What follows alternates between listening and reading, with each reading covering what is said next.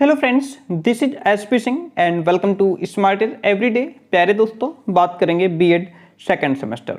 According to Prayagraj university second semester में जो paper first है आपका कंटेम्प्रेरी इंडिया एंड एजुकेशन, समकालीन भारत एवं शिक्षा, इसकी फर्स्ट यूनिट कंप्लीट हो चुकी है। हम लोग इसको फुल बुक रिवीजन कर रहे हैं, इसका पूरी किताब का रिवीजन कर रहे हैं। इसमें जो टॉपिक्स आपने पढ़ लिए हैं उनका तो रिवाइज हो जाएगा, जो आपने नहीं पढ़े हैं वो आप कम से कम एक बार देख पाएंगे, उनको समझ पाएंगे। ठीक है, बहुत फास्ट तो नहीं चल रहे हैं, लेकिन एक मीडियम स्पीड से हम लोग चल रहे हैं ताकि बहुत लंबी क्लासेस भी ना हो और समय से अपनी ये पूरा बुक का रिवीजन भी हो जाए, बाकी सब्जेक्ट्स भी पढ़ने हैं। तो चलिए यूनिट सेकंड यहाँ से शुरू करते हैं। यूनिट फर्स्ट अगर आपने नहीं देखी है तो इससे पहले वाली वीडियो कंप्लीट है, अपलोड है, उसको आप देख सकते हैं, प्लेलिस्ट बनी हुई है इसकी। देखिए, स्वतंत्रता पूर्व भारत में शिक्षा। स्वतंत्रता से पहले भारत में शिक्षा की क्या स्थिति थी उसको समझते हैं। देखिए, भारतीय शिक्षा प्रणाली, भारतीय शिक्षा का आरंभ आज से लगभग 4000 से 5000 वर्ष पूर्व हुआ था। जो हमारी भारतीय शिक्षा है इसका आरंभ कब हुआ? आज से लगभग 4000 से 5000 वर्ष पहले हुआ था, परंतु इसका व्यवस्थित अध्ययन वैदिक काल के आरंभ से ही हुआ था। अतः इतिहासकार इस काल को वैदिक काल कहते हैं। इस काल में हमारे देश में एक समृद्ध शिक्षा प्रणाली का विकास हुआ जिसे वैदिक शिक्षा प्रणाली कहते हैं। ओके, इसका क्योंकि इसका जो विकास है वैदिक काल में हुआ और ये प्रणाली वैदिक दर्शन पर आधारित थी। किस पर आधारित थी? वैदिक दर्शन पर आधारित थी। क्योंकि वैदिक काल में शिक्षा पर जो है कि ब्राह्मणों का आधिपत्य था। ध्यान रखिएगा, वैदिक काल में शिक्षा पर ब्राह्मणों का अधिकार था। अतः कुछ विद्वान वैदिक कालीन शिक्षा को ब्राह्मणीय शिक्षा और कुछ जो है हिंदू शिक्षा की भी संज्ञा इसको देते हैं। आइए, वैदिक शिक्षा का क्या अर्थ है इसको समझते हैं। वेदों के अनुसार शिक्षा का अर्थ ज्ञान अथवा विद्या की प्राप्ति है। वेदों के अनुसार शिक्षा का क्या अर्थ है? वेदों के अनुसार शिक्षा का अर्थ है ज्ञान अथवा विद्या की प्राप्ति। वेदों के आधार पर शिक्षा ज्ञान, आत्मा और ब्रह्म की खोज है। शिक्षा का उद्देश्य आत्मा की अनुभूति है, आत्मा का बोध है, आत्मबोध यानी आत्मज्ञान है। वेदों के अनुसार शिक्षा पूर्णता तक पहुंचने का एक सद्मार्ग है एंड वेदों का समस्त ज्ञान का कोष माना गया है। वेदों को समस्त ज्ञान का कोष माना गया है। वेदों में शिक्षा को मोक्ष का साधन भी माना गया है और उसके लिए एक लाइन कही गई है कि सा विद्या या विमुक्तये। वैदिक काल में जीवन को दो प्रकार की विद्या, परा और अपरा में विभक्त किया गया है, जिसमें जो हमारी परा है, परा का अर्थ ज्ञान, कर्म और उपासना के द्वारा ब्रह्म सत्य जगत मिथ्या का बोध कराना, यानी कि जो ब्रह्म है सिर्फ वही सत्य है, बाकी जो भौतिक जगत है, जो लौकिक जगत है वो झूठा है, मिथ्या है। अपरा का अर्थ है समाज विद्या, अर्थात उसके लौकिक स्वरूप से था, परंतु इसमें अधिक बल जो है वो परा विद्या पर दिया जाता था, क्योंकि धर्म, अर्थ, काम और मोक्ष भारतीय जीवन के प्रमुख स्तंभ थे। वेदकालीन शिक्षा का उद्देश्य शारीरिक, नैतिक, बौद्धिक और आध्यात्मिक शक्तियों के विकास के द्वारा मोक्ष प्राप्त करना था। वेदकालीन शिक्षा का उद्देश्य क्या था? शारीरिक, नैतिक, बौद्धिक और आध्यात्मिक शक्तियों के डेवलपमेंट के माध्यम से मोक्ष की प्राप्ति हो। इसके अनुसार शिक्षा का उद्देश्य आध्यात्मिक और लौकिक जगत में एक सामंजस्य स्थापित करना और धर्म की व्यवस्था के द्वारा ब्रह्म प्राप्त करना भी था।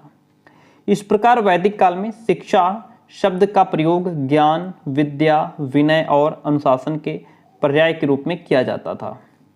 वैदिक काल में शिक्षा के उद्देश्य एवं आदर्श को समझते हैं। डॉक्टर अल्तेकर के शब्दों में कहा गया है कि ईश्वर भक्ति और धार्मिकता की भावना, चरित्र निर्माण, व्यक्तित्व का विकास, नागरिक एवं सामाजिक कर्तव्यों का पालन, सामाजिक कुशलता की उन्नति और राष्ट्रीय संस्कृति का संरक्षण एवं प्रसार प्राचीन भारत में शिक्षा के मुख्य उद्देश्य एवं आदर्श थे। ये तो शब्द डॉक्टर अल्तेकर के हैं, परंतु आज जब हम उस काल की शिक्षा के स्वरूप को गहराई से देखते और समझते हैं तो स्पष्ट होता है कि उस काल में शिक्षा का प्रमुख उद्देश्य क्या था? ज्ञान का विकास करना। वैदिक शिक्षा के उद्देश्यों को हम निम्नलिखित रूप से एक सीक्वेंस दे सकते हैं। नंबर 1 तो ज्ञान एवं संस्कृति पर केंद्रित थी। वैदिक ज्ञान का विकास वैदिक कालीन शिक्षा का सबसे प्रमुख उद्देश्य था कि ज्ञान का विकास हो सके। तब ज्ञान को मनुष्य का तीसरा नेत्र भी माना जाता था।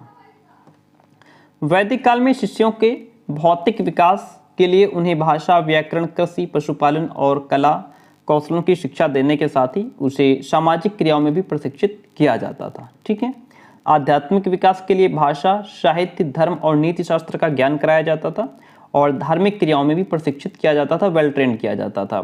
चित्त वृत्तियों का निरोध था, यानी कि वैदिक काल में शरीर की अपेक्षा आत्मा को बहुत अधिक महत्व दिया जाता था, क्योंकि शरीर तो नश्वर है जबकि आत्मा अनश्वर है। अतः विद्यार्थियों की चित्त वृत्तियों का निरोध करने के लिए योग पर विशेष बल दिया जाता था।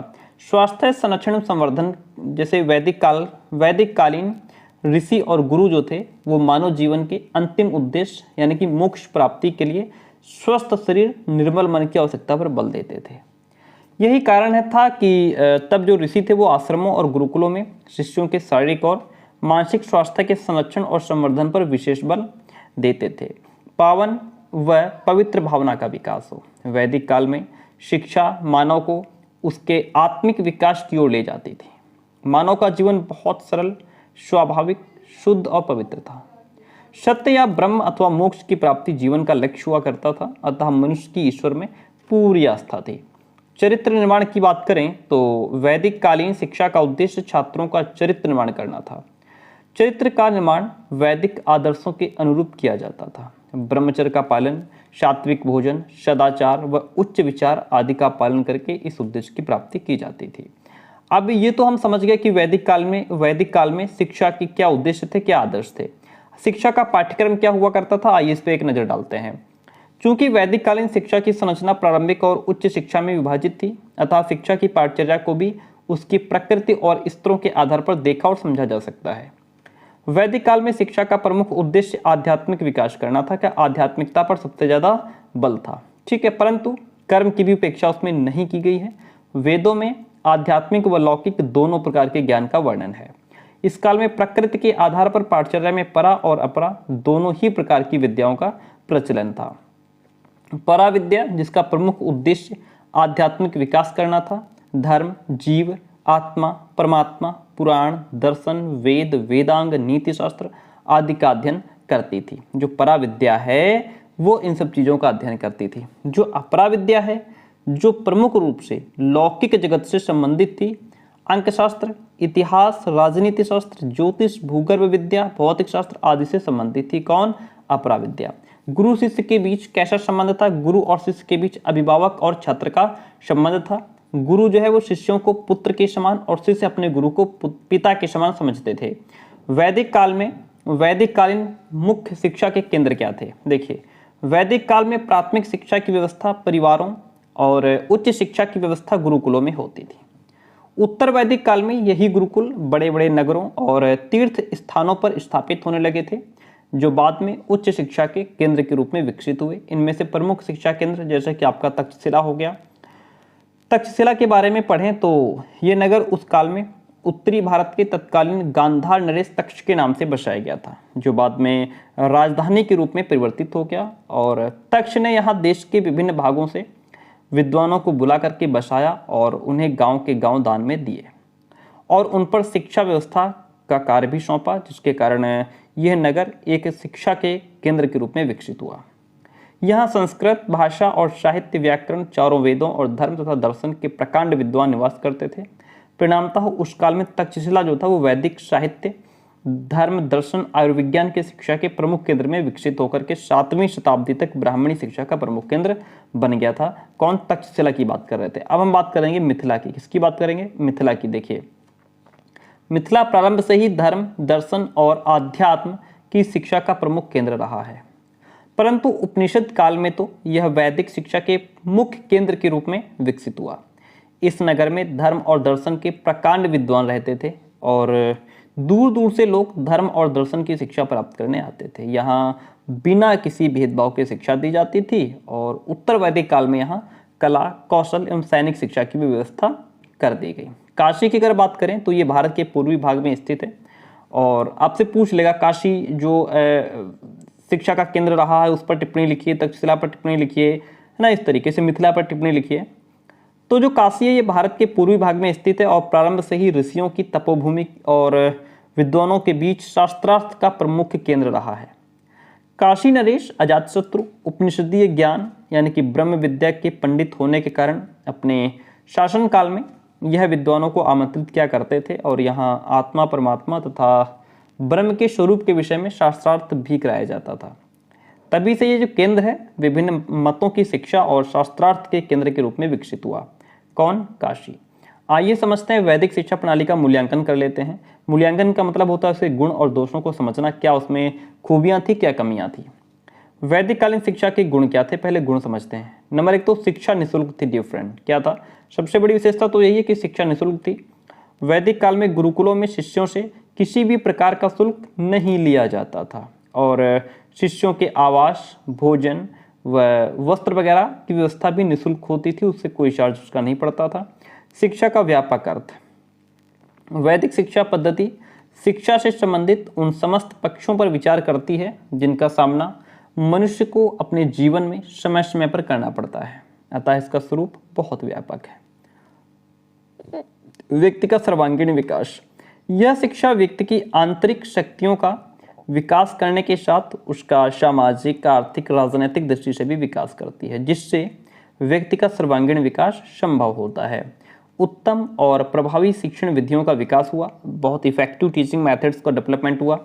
वैदिक काल में गुरुओं ने शिक्षण की अनेक उत्तम और इफेक्टिव टीचिंग मेथड्स का विकास किया, जिनमें व्याख्यान विधि, अनुकरण, प्रश्नोत्तर, विचार विमर्श और विश्लेषण विधि, श्रवण, मनन, निधिध्यासन, तर्क, प्रयोग और अभ्यास तथा नाटक और कहानी जो है ये प्रमुख हैं। गुरु एवं शिष्यों का अनुशासित जीवन था। वैदिक काल में गुरुकुलों के कठोर नियमों का गुरु एवं शिष्य दोनों ही पालन करते थे। उस काल में गुरु बहुत अनुशासित जीवन जीते थे और गुरुओं के आदर्श, आहार विहार और आचार विचार का सीधा प्रभाव शिष्यों पर पड़ता था।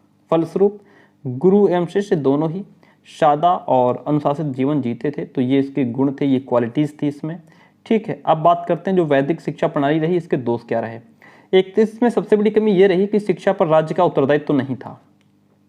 ठीक है, वैदिक काल में शिक्षा पूरी तरह से गुरुओं के अर्थात व्यक्तिगत नियंत्रण में थी। ओके, परिणामतः शिक्षा का कोई सर्वमान्य स्वरूप नहीं विकसित हो पाया और जन शिक्षा की अवहेलना हुई, स्त्री शिक्षा की भी उपेक्षा की गई और शिक्षा में समान अवसर की उपलब्धता भी सुनिश्चित नहीं हो पाई। ये इसकी सबसे बड़ी कमी रही है। दूसरी कमी यह है कि अव्यवस्थित पाठचर्या और रटने पर सबसे ज़्यादा बल था।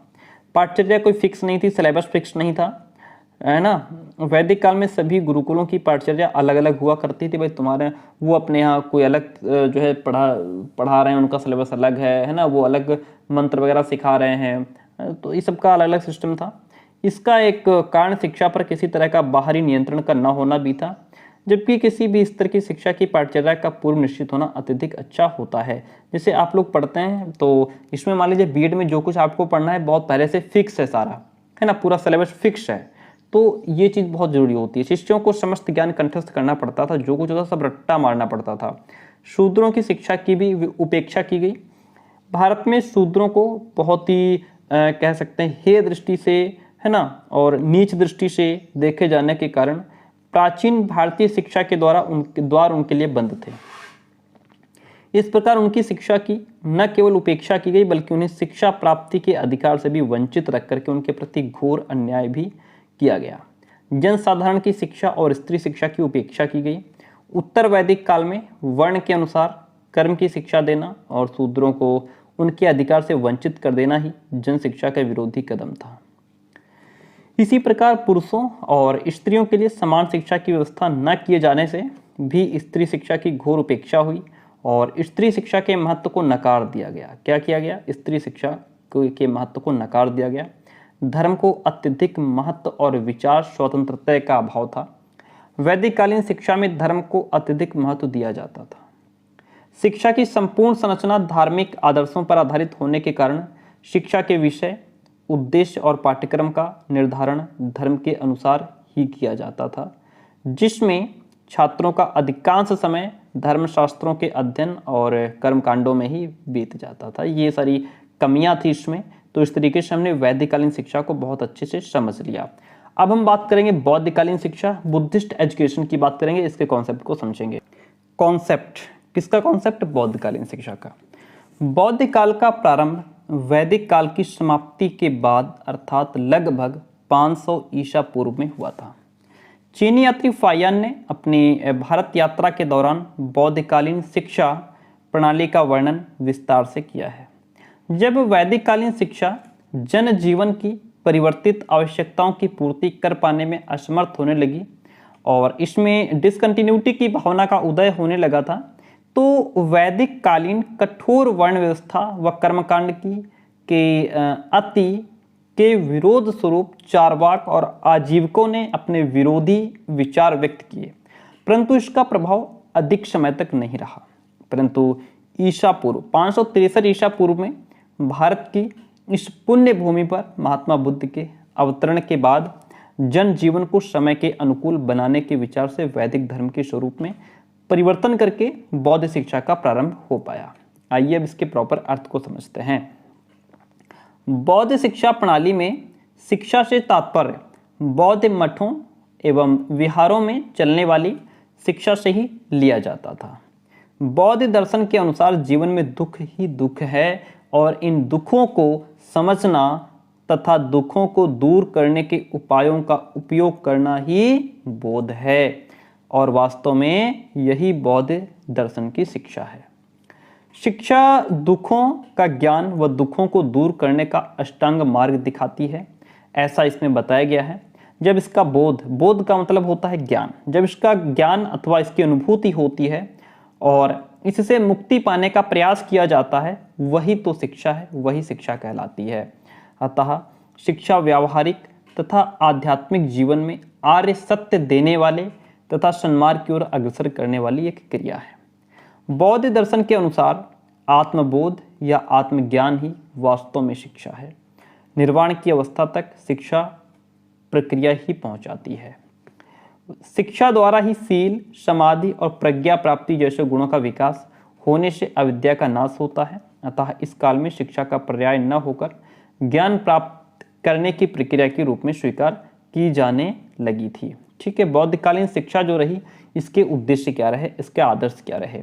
बौद्धकालीन शिक्षा के उद्देश्य नंबर 1 तो व्यक्तित्व का विकास, डेवलपमेंट ऑफ पर्सनैलिटी। बौद्धकालीन शिक्षा का प्रमुख उद्देश्य छात्रों के व्यक्तित्व का सर्वांगीण विकास करना था। इसमें उनका शारीरिक, मानसिक, बौद्धिक, नैतिक और आध्यात्मिक आदि सभी प्रकार का विकास सम्मिलित था। चरित्र के निर्माण की अगर बात करें तो इस काल की शिक्षा व्यवस्था में छात्रों के चरित्र निर्माण के लिए उन्हें प्रारंभ से ही बौद्ध मठों और विहारों में 10 नियमों का पालन कराया जाता था। बौद्ध धर्म में सबसे अधिक आत्मसंयम, करुणा और दया को महत्व दिया जाना था। बौद्धों की दृष्टि में इन गुणों का पालन करने वाला ही चरित्रवान माना जाता था और यहाँ इसमें धार्मिक शिक्षा का विकास हुआ बहुत ज़्यादा। Development of religious education. बौद्धकालीन शिक्षा में धर्म का स्थान सर्वोपरि होने के कारण बौद्ध धर्म की शिक्षा के साथ ही अन्य मुख्य धर्म एवं दर्शनों की शिक्षा की व्यवस्था भी की गई थी। छात्रों को सर्वप्रथम महात्मा बुद्ध द्वारा खोजे गए 4 आर्य सत्यों का ज्ञान कराया जाता था और इसके बाद उन्हें निर्वाण की प्राप्ति के लिए अष्टांगिक मार्ग, सम्यक दृष्टि। अष्टांगिक मार्ग में आपका कौन कौन आते हैं? सम्यक दृष्टि, सम्यक संकल्प, सम्यक कर्मांत, सम्यक वाक, सम्यक आजीव, सम्यक व्यायाम, सम्यक समाधि। ये अष्टांगिक मार्ग कहलाते हैं, में प्रशिक्षित किया जाता था। ठीक है, और फिर इसका अगला आदर्श क्या था कि जीवन की तैयारी के लिए कला कौशल और व्यवसायों की शिक्षा देना। देखिए, इस शिक्षा प्रणाली में यानी कि बौद्ध शिक्षा प्रणाली में धार्मिक शिक्षा के अतिरिक्त छात्रों को सांसारिक तथा व्यावहारिक ज्ञान देने की भी व्यवस्था थी, जिससे वे जीवन में प्रवेश कर अपना जीविकोपार्जन कर सकें। क्योंकि बौद्ध दर्शन में मनुष्यों को संसार से विमुख होने की अपेक्षा उसे संसार के दुखों से बचने का उपदेश दिया गया था। ठीक है, और इसीलिए छात्रों के लिए कृषि, पशुपालन, कला कौशल और वाणिज्य के क्षेत्र में विकास करने के लिए इनकी शिक्षा की उचित व्यवस्था मठों और विहारों में की गई थी। ठीक है, नैतिकता का विकास, डेवलपमेंट ऑफ मोरलिटी। बौद्ध दर्शन के अष्टांगिक मार्ग के अंतर्गत बताए जाने वाले आचरण संबंधी विषयों में सैद्धांतिक पक्ष की अपेक्षा व्यवहारिक पक्ष को प्रधानता दी गई है, जिससे नैतिक मूल्यों का विकास होता है। निर्वाण की प्राप्ति। देखिए, बौद्ध शिक्षा का सर्वोच्च उद्देश्य सादा जीवन, उच्च विचार के सिद्धांत को अपनाते हुए समाधि लेना अर्थात निर्वाण प्राप्त करना था। निर्वाण के लिए जीवन में उदारता, दया, करुणा, सत्य, अहिंसा, पवित्रता, शुद्धता, त्याग, तप, बलिदान, मानवता और कर्तव्य परायणता आदि गुणों का होना बहुत आवश्यक है।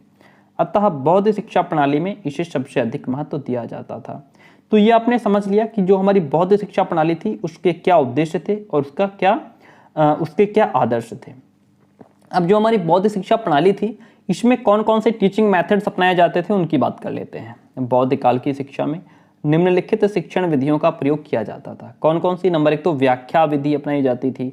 व्याख्यान विधि में क्या था? इसमें चीनी यात्री वेनसोंग के अनुसार अगर माने तो शिक्षक यानी कि टीचर छात्रों को पाठ्यवस्तु का अर्थ बताते थे और पाठ्यवस्तु की सविस्तार व्याख्या करते थे। इस विधि का प्रयोग उच्च स्तर पर विशेष रूप से किया जाता था। जो उच्च स्तर के विद्यार्थी हुआ करते थे उनको एक्सप्लेन मेथड के माध्यम से सिखाया जाता था, व्याख्यान विधि के माध्यम से।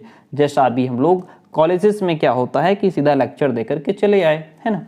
अनुकरण विधि, इमिटेशन मेथड, जिसमें बालक नकल करके सीखता है। अनुकरण का मतलब ही होता है नकल करना। अनुकरण विधि सीखने सिखाने की स्वाभाविक विधि है। बौद्ध काल में इस विधि का प्रयोग मुख्य रूप से प्राथमिक स्तर पर किया जाता था। भाषा की शिक्षा की शुरुआत तो इसी विधि से की जाती थी। शिक्षक अक्षरों का उच्चारण करते थे और छात्र उनका अनुकरण करते थे। प्रश्नोत्तर विधि की बात करें तो शिक्षण के दौरान अक्सर शिष्य जो थे वो गूढ़ प्रश्नों यानी कि जो गहरे प्रश्न होते थे तथा अपनी शंकाओं के निवारण के द्वारा विषय वस्तु को समझने का प्रयास करते थे। गुरु भी उदाहरणों, तर्कों और व्याख्याओं के द्वारा उनको संतुष्ट करने का यथासंभव प्रयास करते थे। वाद विवाद और तर्क विधि की अगर बात करें तो विवादास्पद विषयों का शिक्षण वाद विवाद और तर्क विधियों से होता था। अपने अपने मत की पुष्टि में 8 प्रकार के प्रमाण प्रस्तुत किए जाते थे। भ्रमण विधि की बात करें, बौद्ध शिक्षा में भ्रमण में पर्यटन व देशाटन के माध्यम से प्रकृति का सम्यक ज्ञान प्राप्त करने की विधि को महत्व दिया गया है। प्रसिद्ध चीनी यात्री वेनसोंग ने संपूर्ण भारत का भ्रमण करते हुए यहाँ की शिक्षा, जीवन पद्धति व दार्शनिक विचारों का विस्तार पूर्वक वर्णन किया है। उसने यहाँ आकर के बौद्ध शिक्षा भी ग्रहण की। स्वाध्याय विधि यानी कि सेल्फ स्टडी मेथड इस काल में लेखन कला का विकास होने से मुख्य ग्रंथों की हस्तलिखित प्रतियां भी तैयार हो चुकी थीं जो बड़े बड़े पुस्तकालयों में उपलब्ध थी। इससे अध्ययन की जो सेल्फ स्टडी थी उसका भी विकास हुआ। ठीक है, तो ये कुछ तरीके थे, टीचिंग मेथड्स थी जिनका डेवलपमेंट हो पाया और इसके माध्यम से बालक सीख पाए। अब बात करते हैं जो बौद्ध शिक्षा का पाठ्यक्रम क्या था, सिलेबस क्या था, कैरिकुलम की बात करते हैं। कैरिकुलम का मतलब देखिए अंतर होता है कैरिकुलम में और सिलेबस में। कैरिकुलम और सिलेबस में अंतर क्या है कि जैसे मान लीजिए आपका बीएड है, ठीक है, 2 साल का बीएड है, तो पूरे 2 साल का जो बीएड है ये आपका कैरिकुलम है। ठीक है, बीएड में आपका जो भी आपकी फाइल्स बननी है, आपका असाइनमेंट बनने हैं, आपकी जो टीचिंग होनी है 4 महीने की, आपका जो वाइबा होना है, वो सारा कुछ आपका कैरिकुलम के अंतर्गत आता है। सिलेबस क्या है? आपका बीएड फर्स्ट सेमेस्टर एक सिलेबस है, सेकंड सेमेस्टर का सिलेबस अलग है, थर्ड सेमेस्टर का सिलेबस अलग है, फोर्थ सेमेस्टर का सिलेबस आपका अलग है, लेकिन कैरिकुलम सारा एक ही है। तो ये होता है difference between curriculum and syllabus. चलिए आते हैं पॉइंट पे। वैदिक शिक्षा की भांति बौद्ध शिक्षा भी धर्म को प्रधानता देती थी, अतः धार्मिक और आध्यात्मिक शिक्षा इसके सभी स्तरों पर अनिवार्य रूप से पढ़ाई जाती थी। जीवन के सर्वोच्च लक्ष्य निर्वाण प्राप्ति के लिए भी धार्मिक शिक्षा को प्रमुख स्थान दिया गया, प्रमुख आधार बनाया गया था। इसलिए धार्मिक शिक्षा के अंतर्गत गौतम बुद्ध के उपदेश, धर्मशास्त्र और बौद्ध धर्म के 3 ग्रंथ जिनको त्रिपिटक कहते हैं के अध्ययन को पाठ्यक्रम में सम्मिलित किया गया था।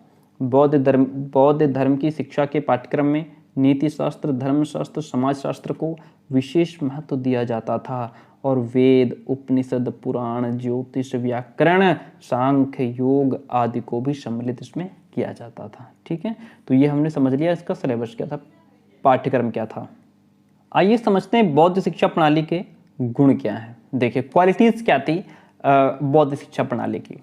बौद्ध शिक्षा प्रणाली में प्राथमिक शिक्षा निःशुल्क हुआ करती थी, जबकि उच्च स्तर पर शिक्षा में शुल्क लिया जाता था, जिससे इस स्तर पर अवांछित छात्र प्रवेश नहीं लेते थे।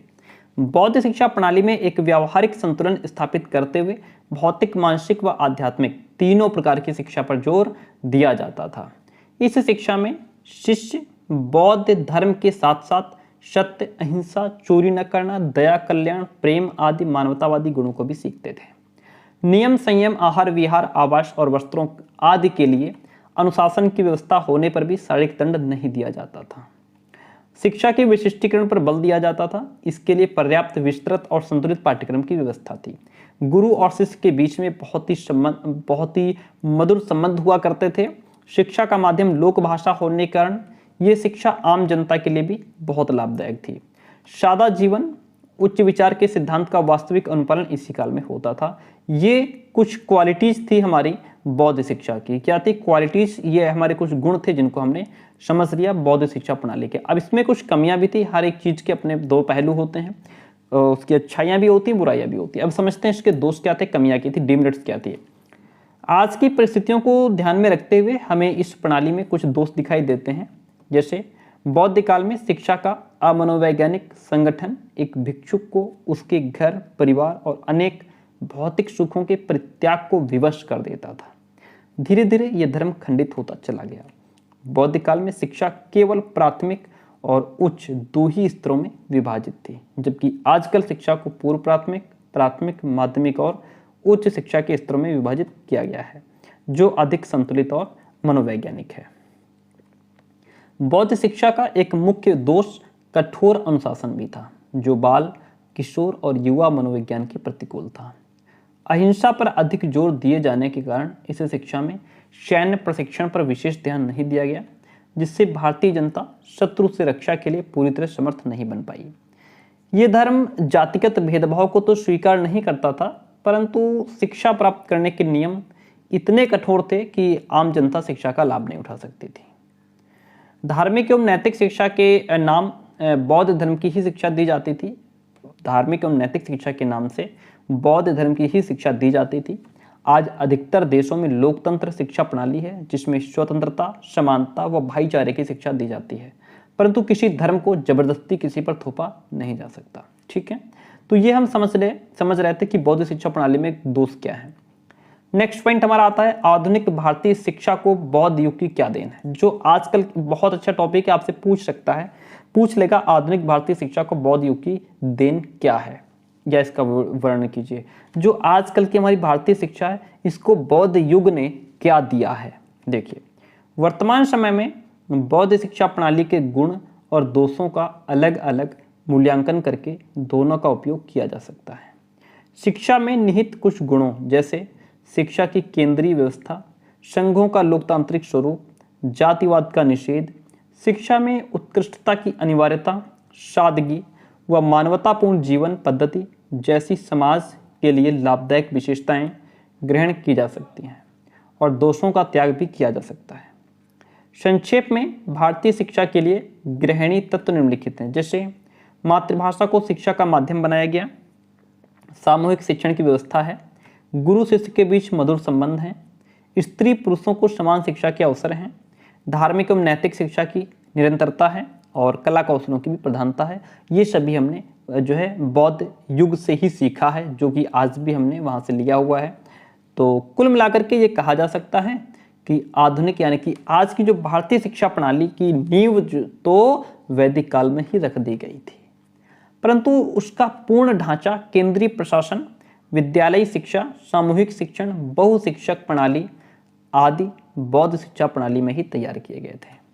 बौद्ध शिक्षा काल के बाद ही मुस्लिम शिक्षा प्रणाली और अंग्रेजी शिक्षा प्रणाली का विकास हुआ, अतः आधुनिक शिक्षा प्रणाली के विकास में भी इसका बहुत बड़ा योगदान है। ठीक है, तो जैसा कि यहाँ पे इसके स्वरूप को इंडिकेट करते हुए डॉक्टर R.K. मुखर्जी ने लिखा है कि बौद्ध प्रणाली में शिक्षा विहार या मठ में दी जाती थी, जिसमें सामूहिक जीवन, भ्रातृत्व भावना यानी कि भाईचारे की भावना और जनतंत्र के लिए अवसर प्रदान किया जाता था। ये हमारी बौद्ध शिक्षा थी। तो ये सब हमने सीखा बौद्ध शिक्षा से। अब नेक्स्ट पॉइंट हमारा आता है इस्लामिक यानी कि मध्यकालीन शिक्षा। अब इसके बाद इस्लामिक यानी कि मध्यकालीन शिक्षा को समझते हैं, इसका कॉन्सेप्ट समझते हैं। पहले इतिहासकारों के अनुसार अगर माने तो 8वीं शताब्दी में ही भारत की असीमित संपत्ति से आकर्षक होकर के मुसलमानों ने इस देश पर आक्रमण शुरू कर दिए थे। परंतु ये आक्रमण महमूद गजनी के समय में अपनी चरम सीमा पर पहुंच गए, जिसने सन 1000 ईस्वी से 1026 ईस्वी तक भारत पर लगभग 17 आक्रमण किए। उसके आक्रमणों का मुख्य उद्देश्य इस देश की संपत्ति को लूट करके गजनी को वैभवशाली बनाना था। हमारे देश में इतनी संपत्ति थी जिससे आकर्षक होकर के वो हमारे देश की तरफ चले आए। अतः वह प्रत्येक आक्रमण के बाद लूट का माल लेकर के अपने देश लौट जाता था और तत्पश्चात 12वीं शताब्दी में मोहम्मद गौरी ने इस देश पर आक्रमण किया और पृथ्वीराज को पराजित करके यहाँ मुस्लिम साम्राज्य की उसने नींव डाल दी। उसके मृत्यु के बाद भारत पर क्रमशः गुलाम, खिलजी, तुगलक, सैयद, लोधी और मुगल वंश ने सन 1757 ईस्वी तक शासन किया। 1192 ईस्वी से औरंगजेब की मृत्यु तक लगभग 1797 ईस्वी तक अक्सर पूरे देश में मुसलमानों का ही लगभग शासन था। इस प्रकार 550 वर्ष तक भारत पर मुसलमानों का अधिकार रहा। इस काल में धार्मिक शिक्षा के अतिरिक्त कला, संगीत, भूमि व्यवस्था, न्याय और शासन प्रबंध आदि में विशेष प्रगति हुई। अनेक प्रसिद्ध ऐतिहासिक भवनों का निर्माण भी इस काल में हुआ, जिनमें आप आगरा का ताजमहल है, लाल किला, दिल्ली की जामा मस्जिद और लाल किला तथा कुतुब मीनार, ये सब इसमें प्रसिद्ध हैं। विशेष रूप से कला, संगीत, भवन निर्माण, हस्तकला और उद्योग धंधों के विकास की दृष्टि से मुगल काल इतिहास के स्वर्ण युग के नाम से भी विख्यात हुआ। जो मुगल काल है वो इतिहास के स्वर्ण युग के नाम से भी विख्यात हुआ। इसी समय मुसलमानों ने भारत में एक नई शिक्षा प्रणाली की शुरुआत की, जिसे मध्यकालीन मुस्लिम शिक्षा प्रणाली कहा जाता है। और इसी पर डॉक्टर FEKE ने लिखा है कि मुस्लिम शिक्षा एक विदेशी प्रणाली थी जिसको भारत में आरंभ किया गया और जो ब्राह्मणी शिक्षा से अति अल्प संबंध रख करके अपनी नवीन भूमि में विकसित हुई। ठीक है, ये FEKE का स्टेटमेंट है। चलिए आइए समझते हैं मुस्लिम शिक्षा का अर्थ क्या है। मुस्लिम शिक्षा का अर्थ ज्ञान अर्जन करना यानी कि ज्ञान प्राप्त करना था। इस ज्ञान के अतिरिक्त कुरान शरीफ की आयतों और हजरत मोहम्मद साहब के उपदेशों का ज्ञान कराया जाता था। ज्ञान जनता तक पहुंचाना, ठीक है, मोहम्मद साहब के उपदेशों का ज्ञान जनता तक पहुंचाना और मकतबों तथा मदरसों के माध्यम से इसका अधिक से अधिक प्रसार करना ही शिक्षा का मुख्य अर्थ लिया जाता था। इसमें जो ये मकतब हैं ये हमारे प्राथमिक शिक्षा के केंद्र हुआ करते थे, और जो मदरसे हैं ये उच्च शिक्षा के केंद्र हुआ करते थे। जो मदरसे हैं ये आज के डिग्री कॉलेज के समान हुआ करते थे। इस प्रकार सामान्य जीवन से संबंधित धार्मिक व लौकिक ज्ञान के अध्ययन को ही मुस्लिम शिक्षा कहा जाता था। इस्लाम धर्म समानता, स्वतंत्रता तथा बंधुत्व का धर्म है। इस्लाम का अर्थ परम शक्ति के प्रति समर्पण और उन नियमों का पालन करना है जो प्रकृति की रचना करते हैं। इस्लाम धर्म में सभी धर्मों की मौलिक एकात्मकता पर बल देते हुए उन सबको अपने में सम्मिलित करने और सभी मुसलमानों को उन्हें एक्सेप्ट करने का आदेश भी दिया गया है। इस प्रकार इस्लाम में उच्च कोटि का ज्ञान और शुद्धतम स्तर का प्रकटीकरण निहित रहता है जो आत्मचिंतन पर आधारित होता है। बात करते हैं मुस्लिम शिक्षा के उद्देश्य के। मुस्लिम शिक्षा का उद्देश्य था इस्लाम धर्म का प्रचार प्रसार हो, इस्लामी राज्य का विस्तार हो, शरीयत यानी कि इस्लामी संस्कृति तथा कानून का प्रसार करना, चरित्र का निर्माण करना, भौतिक सुखों व सांसारिक ऐश्वर्य की प्राप्ति हो, धार्मिक नैतिकता का विकास हो, मुसलमानों में शिक्षा का प्रसार करना, कला कौशलों एवं व्यवसायों की शिक्षा, चित्र निर्माण करना, ये सभी मुस्लिम शिक्षा के उद्देश्य हुआ करते थे। मुस्लिम शिक्षा प्रणाली की मुख्य विशेषताएं क्या थी, कैरेक्टरिस्टिक्स की बात करते हैं। देखिए मध्य यानी मुस्लिम काल में मुसलमान शासकों के सहयोग से एक नई शिक्षा प्रणाली का विकास हुआ जिसे मुस्लिम शिक्षा प्रणाली कहा गया। इसकी विशेषताएं: नंबर 1, शिक्षा का प्रशासनिक व आर्थिक व्यवस्था। भारत में मुस्लिम शासकों ने केंद्रीय या प्रांतीय स्तर पर शिक्षा के किसी विभाग की स्थापना नहीं की गई, पर उन्होंने साधारणतया शिक्षा में रुचि अवश्य ली। इस काल में सभी मुसलमान बादशाहों ने इस्लाम धर्म और संस्कृति के प्रचार प्रसार के लिए मकतब और मदरसों का निर्माण कराया और उन्हें आर्थिक सहायता भी दी गई। शिक्षा की संरचना व संगठन। लगभग संपूर्ण मुस्लिम काल में शिक्षा दो स्तरों पर विभाजित थी। पहला तो प्राथमिक, दूसरी मतलब प्राथमिक और उच्च। इन दोनों स्तरों पर शिक्षा प्रदान करने के लिए मुस्लिम शासकों और विद्या प्रेमी धनी व्यक्तियों के द्वारा मकतबों और मदरसों की स्थापना की गई। मकतब प्राथमिक शिक्षा व मदरसे उच्च शिक्षा के केंद्र होते थे। ये अक्सर प्रायः मस्जिदों से संबद्ध होते थे। इनका समस्त खर्च भार धनी मुसलमानों के द्वारा वहन किया जाता था। इन विद्यालयों की शिक्षा निःशुल्क थी और विद्या दान को महादान माना जाता था, परंतु यहाँ का वातावरण धार्मिक कट्टरता से परिपूर्ण था। प्राथमिक शिक्षा का स्वरूप अगर बात करें तो इसमें आपका आता है मकतब। मकतब अरबी भाषा का शब्द है जिसका अर्थ होता है उसने लिखा, अर्थात वो स्थान जहाँ लिखने पढ़ने की शिक्षा दी जाती है उसे मकतब कहते हैं।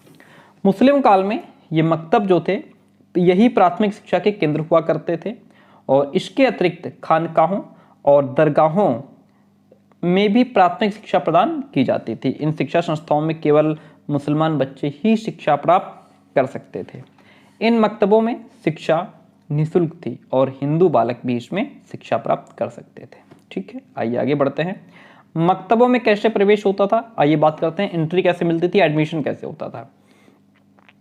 वैदिक और बौद्ध शिक्षा प्रणाली में शिक्षा के लिए प्रवेश के समय प्रचलित जो उपनयन संस्कार था, जो प्रव्रज्या संस्कार की भांति मुस्लिम शिक्षा प्रणाली में भी शिक्षा का प्रारंभ जब होता था तो बिस्मिल्लाह खनी की परंपरा के बाद शुरू होता था, यानी कि बिस्मिल्लाह नामक रस्म अदा कराई जाती थी और यह रस्म उस समय होती थी जब बालक 4 वर्ष 4 माह 4 दिन का हो जाता था। इस परंपरा के अनुसार बालक को नवीन वस्त्र पहनाए जाते थे, सभी संबंधी एकत्र होते थे, सभी रिश्तेदार आते थे। मौलवी साहब कुरान शरीफ की 55वें व 87वें अध्याय से कुरान शरीफ की आयतें पढ़ते थे और बालक उन्हें फिर दोहराता था। यदि बालक उसे दोहराने में असमर्थ होता था तो उसके द्वारा केवल बिस्मिल्लाह कहा जाना ही पर्याप्त समझा जाता था। इस प्रकार विधिवत बालक की प्राथमिक शिक्षा का प्रारंभ हो जाता था। पाठ्यक्रम की अगर बात करें तो मकतब में बालकों को प्राथमिक स्तर पर वर्णमाला के अक्षरों का ज्ञान अर्थात लिपि ज्ञान कराए जाने के बाद कुरान की आयतें कंठस्थ कराई जाती थी। इसके साथ ही कुरान शरीफ का 30वां भाग लिखना पढ़ना, अंकगणित, पत्र लेखन, बातचीत, अर्जिनवशी पढ़ाई लिखाई सिखाई जाती थी। कुरान शरीफ की आयतों के साथ ही उन्हें इस्लाम धर्म के पैगंबरों और मुसलमान फकीरों की जीवनियाँ भी पढ़ाई जाती थी, सिखाई जाती थी। बच्चे के नैतिक विकास के लिए उन्हें शेरमादी की प्रसिद्ध पुस्तकें, गुलिस्तां और पोस्तां ये सब पढ़ाई जाती थी और लैला मजनू, यूसुफ जुलेखा, सिकंदरनामा आदि काव्यों का ज्ञान भी कराया जाता था। जो उच्च शिक्षा हुआ करती थी इसका स्वरूप क्या है? उच्च शिक्षा में सबसे पहले जैसे आपका मदरसा आता है, मदरसे में ही उच्च शिक्षा की व्यवस्था थी। मदरसा शब्द अरबी भाषा के दरस शब्द से बना हुआ है जिसका अर्थ होता है भाषण देना, और चूंकि उस समय उच्च शिक्षा प्रायः भाषण द्वारा दी जाती थी, अतः उन स्थानों को जहां इस प्रकार की शिक्षा दी जाती थी मदरसा कहा गया। मध्यकाल में ये मदरसे आधुनिक महाविद्यालयों के समानार्थी ही उच्च शिक्षा के केंद्र थे। जिस तरीके से आधुनिक यानी कि आज के डिग्री कॉलेज हैं, उसी तरह से उस समय में ये मदरसे हुआ करते थे। मकतब में शिक्षा ग्रहण करने के बाद छात्र मदरसे में प्रवेश लेते थे। ओके, जैसे आजकल स्कूल में शिक्षा प्राप्त करने के बाद कॉलेज में एडमिशन लेते हैं। ये मदरसे प्रायः राजधानियों और मुस्लिम बाहुल्य बड़े बड़े नगरों में स्थापित किए गए थे। इनमें आगरा, दिल्ली, लाहौर, सुल्तान, लखनऊ, सियाल ये सभी जो है मदरसों ने शिक्षा के क्षेत्र में विशेष ख्याति प्राप्त की। पाठ्यक्रम की अगर बात करें तो जो मदरसे हुआ करते थे इसमें आपका इस शिक्षा प्रणाली में उच्च शिक्षा की अवधि 10 से 12 वर्ष की थी। इसका पाठ्यक्रम बहुत ही विस्तृत और पाठचर्या को धार्मिक और लौकिक 2 भागों में बांटा गया। अगर लौकिक की बात करें तो लौकिक शिक्षा के पाठ्यक्रम के अंतर्गत विद्यार्थियों के अरबी, फारसी, साहित्य, व्याकरण, दर्शन और इतिहास, भूगोल ये सब जो थे इन विषयों का ज्ञान कराया जाता था। ठीक है, इसके अतिरिक्त मदरसों में वास्तुकला, चित्रकला, संगीत भी सिखाया जाता था। और वहीं पर धार्मिक शिक्षा की बात करें तो धार्मिक शिक्षा के पाठ्यक्रम के अंतर्गत छात्र को कुरान की आयतें कंठस्थ करनी पड़ती थी और उनका सूक्ष्म आलोचनात्मक अध्ययन करना होता था। अगर बात करें शिक्षण विधियां कौन सी अपनाई जाती थी, तो मुस्लिम कालीन शिक्षा प्रणाली में मकतब और मदरसे में अलग अलग शिक्षण विधियों का प्रयोग किया जाता था। मुख्य रूप से मदरसों में भाषण विधि का प्रयोग होता था। सर्वप्रथम बालक को कलमा और कुरान की आयतें कंठस्थ कराई जाती थी। इसके बाद पढ़ना और लिखना सिखाया जाता था। प्रतिदिन 4-5 घंटे सुलेख यानी राइटिंग लिखवाई जाती थी, राइटिंग करवाई जाती थी, उसकी प्रैक्टिस होती थी। गणित शिक्षण के दौरान गिनती और पहाड़े जोर जोर से बोलकर याद कराए जाते थे। अकबर ने शिक्षण विधि को वैज्ञानिक बनाने के लिए क्रम के अनुसार अक्षर ज्ञान, शब्दार्थ, छंद, पूर्व पाठ का समावेश कराया। टीचर की क्या कंडीशन थी उस समय? मुस्लिम काल में शिक्षक को सर्वोच्च स्थान दिया जाता था, परंतु शिक्षा के प्रति लौकिक दृष्टिकोण के कारण यह स्थान उतना उच्च नहीं रह गया था जितना प्राचीन भारत में था। सम्राट अकबर ने तो अपने शिक्षक मुल्ला शाह सलेह की भेंट करने की प्रार्थना को 3 माह तक ठुकरा करके अंत में भेंट की और उसे अज्ञातवास की आज्ञा देकर के जिस प्रकार की नीच व्यवहार किया, उससे शिक्षक की निम्न स्थिति का पता चलता है कि शिक्षक की स्थिति अच्छी नहीं थी। जैसा कि डॉक्टर F.E. कई कहते हैं कि शिक्षकों की सामाजिक स्थिति उच्च थी और वे साधारणतया चरित्रवान मनुष्य थे जिनको व्यक्तियों का विश्वास और सम्मान प्राप्त था। जाफर के अनुसार शिक्षकों का समाज में उच्च स्थान था और यद्यपि उनका वेतन तो कम था तथापि उनको सार्वजनिक सम्मान और विश्वास भी प्राप्त था। ठीक है, तो इस तरीके से ये शिक्षक की स्थिति थी उस समय। अब बात करते हैं हिंदू शिक्षा प्रणाली, बौद्ध शिक्षा प्रणाली और मुस्लिम शिक्षा प्रणाली का तुलनात्मक अध्ययन करते हैं। किसमें क्या खासियत थी, किसमें क्या कमियां थी। आपसे पूछ सकता है कि हिंदू शिक्षा प्रणाली, बौद्ध शिक्षा प्रणाली, मुस्लिम शिक्षा प्रणाली का तुलनात्मक अध्ययन कीजिए।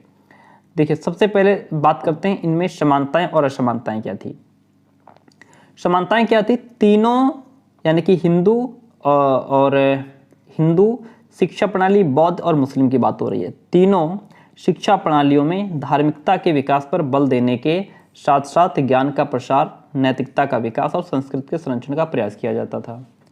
बौद्ध शिक्षा संस्थाओं की भांति ही इस्लामिक शिक्षा संस्थाएं भी सुसंगठित होती थी, जिन्हें धनिकों द्वारा यानी कि जो धनी लोग हुआ करते थे उनके द्वारा सहायता प्रदान की जाती थी। बौद्धकालीन शिक्षा संस्थाओं की तरह मुस्लिम शिक्षा संस्थाओं में भी बड़े बड़े छात्रावासों का निर्माण कराया जाता था। तीनों ही प्रणालियों में शिक्षा आरंभ के समय संस्कार होता था और वैदिक काल में उपनयन संस्कार होता था, बौद्ध काल में पबजा संस्कार होता था और मुस्लिम काल में बिस्मिल्लाह नामक संस्कार होता था जब बालक पढ़ने के लिए एडमिशन लेता था, जब उसकी शिक्षा प्रारंभ होती थी। बौद्ध काल और मुस्लिम काल दोनों में ही शिक्षण के लिए नायक विधि का प्रयोग किया जाता था। तीनों ही कालों में विद्यार्थी अनुशासित रहते थे। ठीक है, गुरु शिष्य के मध्य संबंध भी तीनों ही कालों में श्रद्धा और प्रेम पर आधारित थे। असमानताओं की बात करें तो मुस्लिम शिक्षा वैदिक और बौद्ध शिक्षा के समान धार्मिक होने पर भी आध्यात्मिक नहीं थी। सत्यम शिवम सुंदरम जैसे आध्यात्मिक मूल्यों का इसमें कोई स्थान नहीं था। हिंदू शिक्षा प्रणाली में बालकों और बालिकाओं की शिक्षा में कोई अंतर नहीं था। बौद्ध काल में बालिकाओं को केवल प्राथमिक स्तर की शिक्षा दी जाती थी, जबकि मुस्लिम काल में बालिकाओं को शिक्षा प्राप्ति के कम अवसर प्राप्त हो रहे थे। वैदिक काल में शिक्षा का माध्यम विशिष्ट भाषा संस्कृत, बौद्ध काल में लोक भाषा पाली था और मध्यकाल में विदेशी भाषा अरबी और फारसी थी। प्राचीन वैदिक और बौद्ध काल की अपेक्षा मध्यकाल में स्त्री शिक्षा का अधिक ज़्यादा हास्य हुआ, नुकसान हुआ या गिरावट आई। प्राचीन काल में अनुशासनहीनता करने पर छात्रों को प्रायश्चित करना पड़ता था, व्रत आदि करना पड़ता था, परंतु मध्यकाल में छोटे छोटे अपराधों और छात्रों को कठोर शारीरिक दंड दिया जाता था। प्राचीन काल की अपेक्षा मध्यकाल में कला कौशलों की शिक्षा का बहुत अच्छा प्रसार हुआ। अब बात करते हैं मध्यकाल में शिक्षा प्रणाली जो रही उसके गुण क्या है। देखिए, मध्यकाल में शिक्षा प्रणाली के गुण की बात करते हैं। नंबर 1 तो शिक्षा को राज्य का संरक्षण प्राप्त हो गया, स्टेट प्रोटेक्शन मिल गया। निर्विवाद रूप से संपूर्ण मुस्लिम काल में शिक्षा को राज्य का संरक्षण प्राप्त हुआ। इसके साथ ही मुस्लिम शासकों ने मकतबों और मदरसों की स्थापना करके शिक्षा के प्रति अपने प्रेम और उदारता का परिचय दिया। निःशुल्क और अनिवार्य शिक्षा। मुस्लिम शिक्षा प्रणाली में निःशुल्क शिक्षा की व्यवस्था थी। मकतब और मदरसों में किसी प्रकार का कोई शुल्क नहीं लिया जाता था। प्राथमिक और उच्च शिक्षा की अलग अलग व्यवस्था थी। इस काल में प्राथमिक शिक्षा की व्यवस्था मकतबों और उच्च शिक्षा की व्यवस्था मदरसों में की जाती थी। ज्ञान के विकास पर बल था। मोहम्मद साहब ज्ञान को अमृत तुल्य मानते थे। यही कारण था कि मध्यकालीन मुस्लिम शिक्षा प्रणाली में इस्लाम धर्म और संस्कृत के विकास के साथ साथ ज्ञान के विकास पर भी बल दिया गया। ठीक है, नायकी पद्धति का विकास हुआ। मध्यकाल में मुस्लिम मदरसों में उच्च कक्षाओं के योग्य छात्र निम्न कक्षाओं के छात्रों को पढ़ाते थे, इसे नायकी पद्धति कहा जाता है। ठीक है, अब बात करते हैं मुस्लिम मध्यकाल में जो मुस्लिम शिक्षा रही उसके दोष क्या थे। नंबर 1 तो शिक्षा व्यवस्था में अस्थिरता थी। शिक्षा व्यवस्था स्थिर नहीं थी, क्रमबद्ध नहीं थी। मध्यकाल में मुगल सम्राट अकबर को छोड़ करके अन्य सभी मुसलमान बादशाह कट्टरपंथी थे, अतः शिक्षा का प्रमुख दोष शिक्षा व्यवस्था में अस्थिरता था। इसका कारण ये था कि कुछ मुस्लिम शासक अधिक कट्टर धार्मिक प्रवृत्ति के थे और कुछ उदार प्रवृत्ति के भी थे। इसलिए किसी शासक के काल में शिक्षा की विशेष प्रगति हुई और किसी के शासनकाल में शिक्षा उपेक्षित रही। आध्यात्मिकता का अभाव रहा, लैक ऑफ स्पिरिचुअलिज्म। मुस्लिम शासकों ने आते ही भारत की प्राचीन हिंदू शिक्षा पद्धति का मुखर विरोध करके अपनी शिक्षा पद्धति लादने का प्रयास किया। इसमें धर्म और दर्शन तथा आध्यात्मिक ज्ञान की बहुत हानि हुई, क्योंकि शिक्षा का मुख्य उद्देश्य क्या था? इस्लाम धर्म का प्रचार करना और छात्रों में धार्मिक कट्टरता की भावना का समावेश करना। स्त्री शिक्षा की भी अवहेलना हुई। पर्दा प्रथा के कारण इस युग में स्त्री शिक्षा का समुचित विकास नहीं हो पाया, अतः केवल राजघरानों और धनी परिवारों की स्त्रियां ही शिक्षा प्राप्त करने में समर्थ हो सकी। दोषपूर्ण शिक्षण विधि थी और इसमें रटने पर अधिक बल दिया जाता था। नेतृत्व के गुणों का विकास करने में असफल। मध्यकालीन शिक्षा छात्रों में नेतृत्व के गुणों का विकास करने में असफल रही और जीवन के विभिन्न क्षेत्रों में नेतृत्व के लिए कुशल व्यक्तियों को उपलब्ध नहीं करा सकी, अतः ये भी मध्यकालीन शिक्षा का एक प्रमुख दोष है। तो ये सभी कमियां थी, ये सभी दोष थे मध्यकालीन शिक्षा के। अब बात करते हैं आधुनिक भारत में शिक्षा। आज के भारत में शिक्षा की क्या कंडीशन है एंड शिक्षा की क्या इसमें कहानी है, आइए इसको समझते हैं। चलिए इसको समझते हैं। देखिए, भारत और यूरोप के बीच मध्यकाल में सीधे व्यापारिक संबंध स्थापित करने वाला व्यक्ति एक पुर्तगाली नाविक वास्को डी गामा था। वास्को डी गामा ने 17 मई 1498 ईस्वी को भारत के दक्षिणी पश्चिमी तट पर कालीकट नामक स्थान पर अपना डेरा उसने डाला। वास्तव में यह एक व्यापारिक यात्रा थी, किंतु इस यात्रा ने देश पर अत्यंत दूरगामी प्रभाव डाला और यूरोपियों के व्यापक स्तर पर आगमन से भारत की शैक्षिक स्थिति भी बहुत प्रभावित हुई।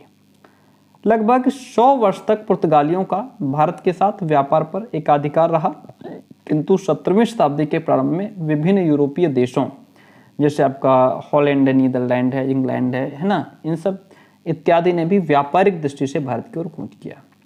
इन समस्त यूरोपीय शक्तियों ने एकमात्र अंग्रेज भारत में अपनी जड़ें मजबूत करने में अत्यंत सफल हुए और सर्वप्रथम भारत में अंग्रेजी शिक्षा एवं शासन की आधारशिला सन 1613 में रखी गई।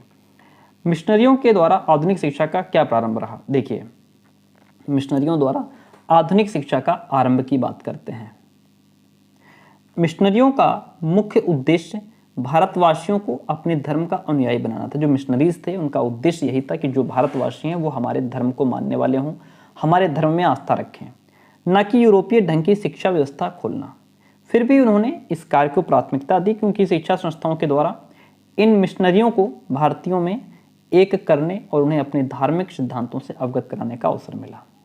इस अवसर में पूर्ण लाभ उठाने के लिए मिशनरियों ने भारत के विभिन्न स्थानों में शिक्षा संस्थाओं की स्थापना की और उनमें पाश्चात्य ढंग से शिक्षा प्रदान करने का कार्य भी शुरू कर दिया।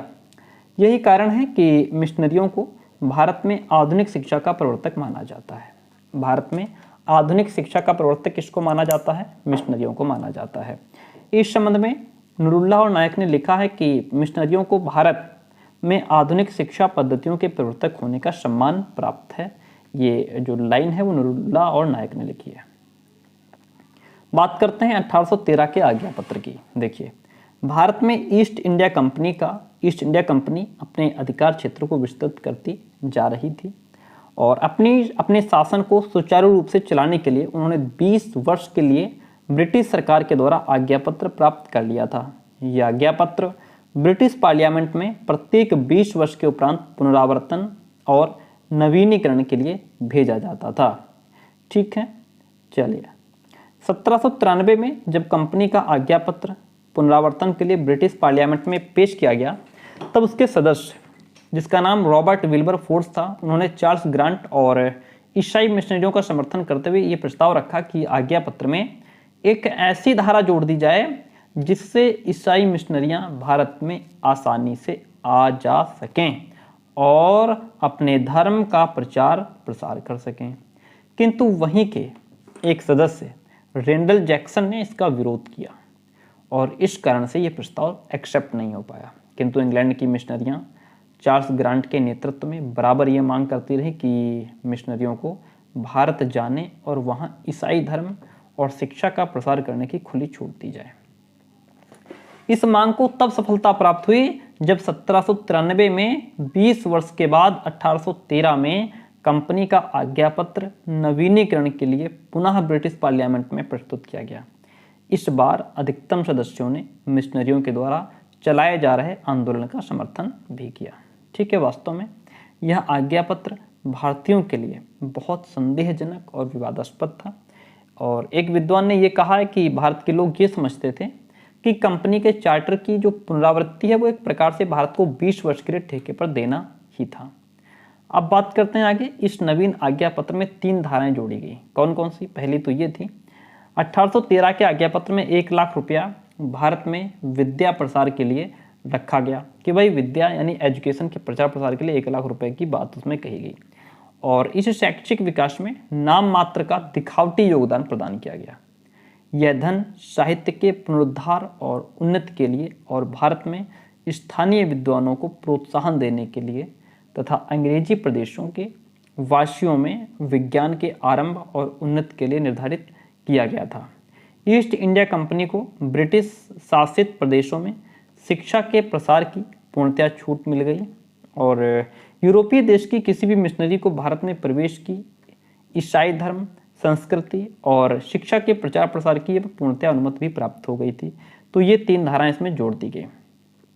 तो इस आज्ञा पत्र की भ्रामक और संदेहास्पद भाषा के कारण जिस 1 लाख रुपए की संस्तुति की गई थी उसके खर्च का स्पष्ट आधार प्राप्त नहीं हो सका कि आखिर वो पैसा खर्च कहाँ हुआ है, क्योंकि आज्ञा पत्र में इसके खर्च से संबंधित स्पष्ट दिशा निर्देशों का पूर्णतः अभाव था।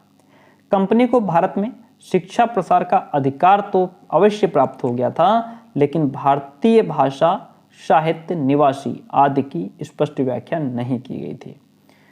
इन समस्त भ्रामक परिस्थितियों ने एक विवाद को जन्म दिया जिसे प्राच्य पाश्चात्य विवाद कहा गया। क्या कहा गया? प्राच्य पाश्चात्य विवाद कहा गया इस विवाद को। ठीक है, अब बात करते हैं यहाँ से मैकाले का घोषणा पत्र में बैंटिंग प्रस्ताव की 1835। इससे ये आपसे जरूर पूछे जाएंगे और बहुत इंपॉर्टेंट पॉइंट्स हम लोग पढ़ रहे हैं।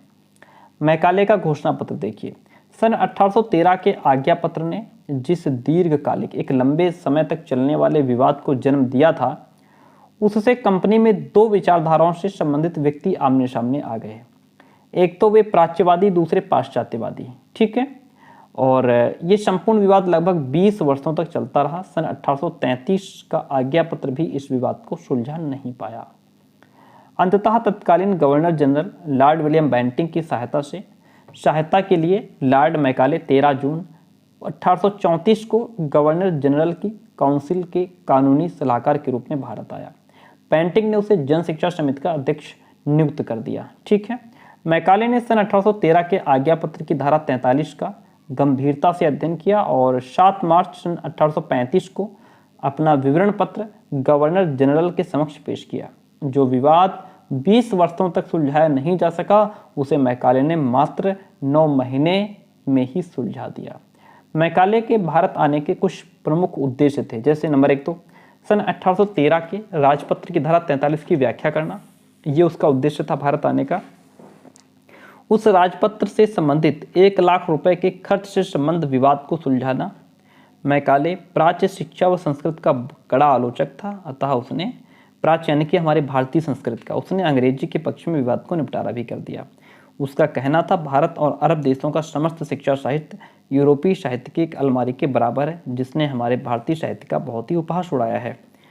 अब बात करते हैं मैकाले का विवरण पत्र की। मैकाले मिनट की बात करते हैं। देखिए, आंग्ल प्राच्य विवाद को सुलझाने के लिए मैकाले ने अत्यंत गंभीरतापूर्वक सन 1813 के आज्ञा पत्र का विस्तार से अध्ययन किया और कुछ प्रमुख विवादास्पद बिंदुओं पर उसने अपनी स्पष्ट व्याख्या भी प्रस्तुत की।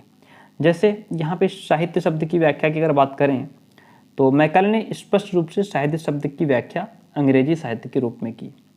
उसका कहना था कि प्राचीन भाषाओं जैसे संस्कृत, अरबी, फारसी के साहित्य को बनाए रखने से नवीन ज्ञान में बाधा उत्पन्न होगी। भारतीय विद्वान की व्याख्या की अगर बात करें तो उसने भारतीय विद्वान में उन व्यक्तियों को शामिल किया जो अंग्रेजी साहित्य जैसे मिल्टन और शेक्सपियर, पाश्चात्य दर्शन जैसे लॉक का दर्शन और विज्ञान जैसे न्यूटन की खोज का ज्ञाता हो, जो इन चीज़ों का ज्ञाता हो उसको उसने उसमें शामिल किया। धनराशि के खर्च की व्याख्या, 1,00,000 रुपए के खर्च पर उसने कंपनी की इच्छा को सर्वोपरि माना। कंपनी जिस पद पर जितना धन खर्च करना चाहे खर्च कर सकती है। ओके।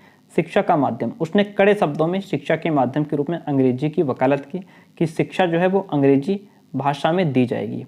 विज्ञान विषय की व्याख्या की उसने, विज्ञान के अंतर्गत पाश्चात्य शिक्षा पद्धति के अंतर्गत पढ़ाए जाने वाले विज्ञान विषय को उसने सम्मिलित किया। अंग्रेजी का पक्ष, मैकाले अंग्रेजी शिक्षा का घोर प्रशंसक था और प्राच्य शिक्षा और संस्कृति का उपहास उड़ाता था। ठीक है। और उसने जो है अंग्रेजी के पक्ष में कुछ निम्नलिखित तर्क प्रस्तुत किए।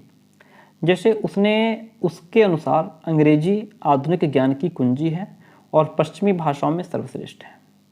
ये भाषा ज्ञान के क्षेत्र में पुनर्जीवन की स्थापना करेगी, जैसे ग्रीक और लैटिन भाषा में इंग्लैंड की शिक्षा ने किया।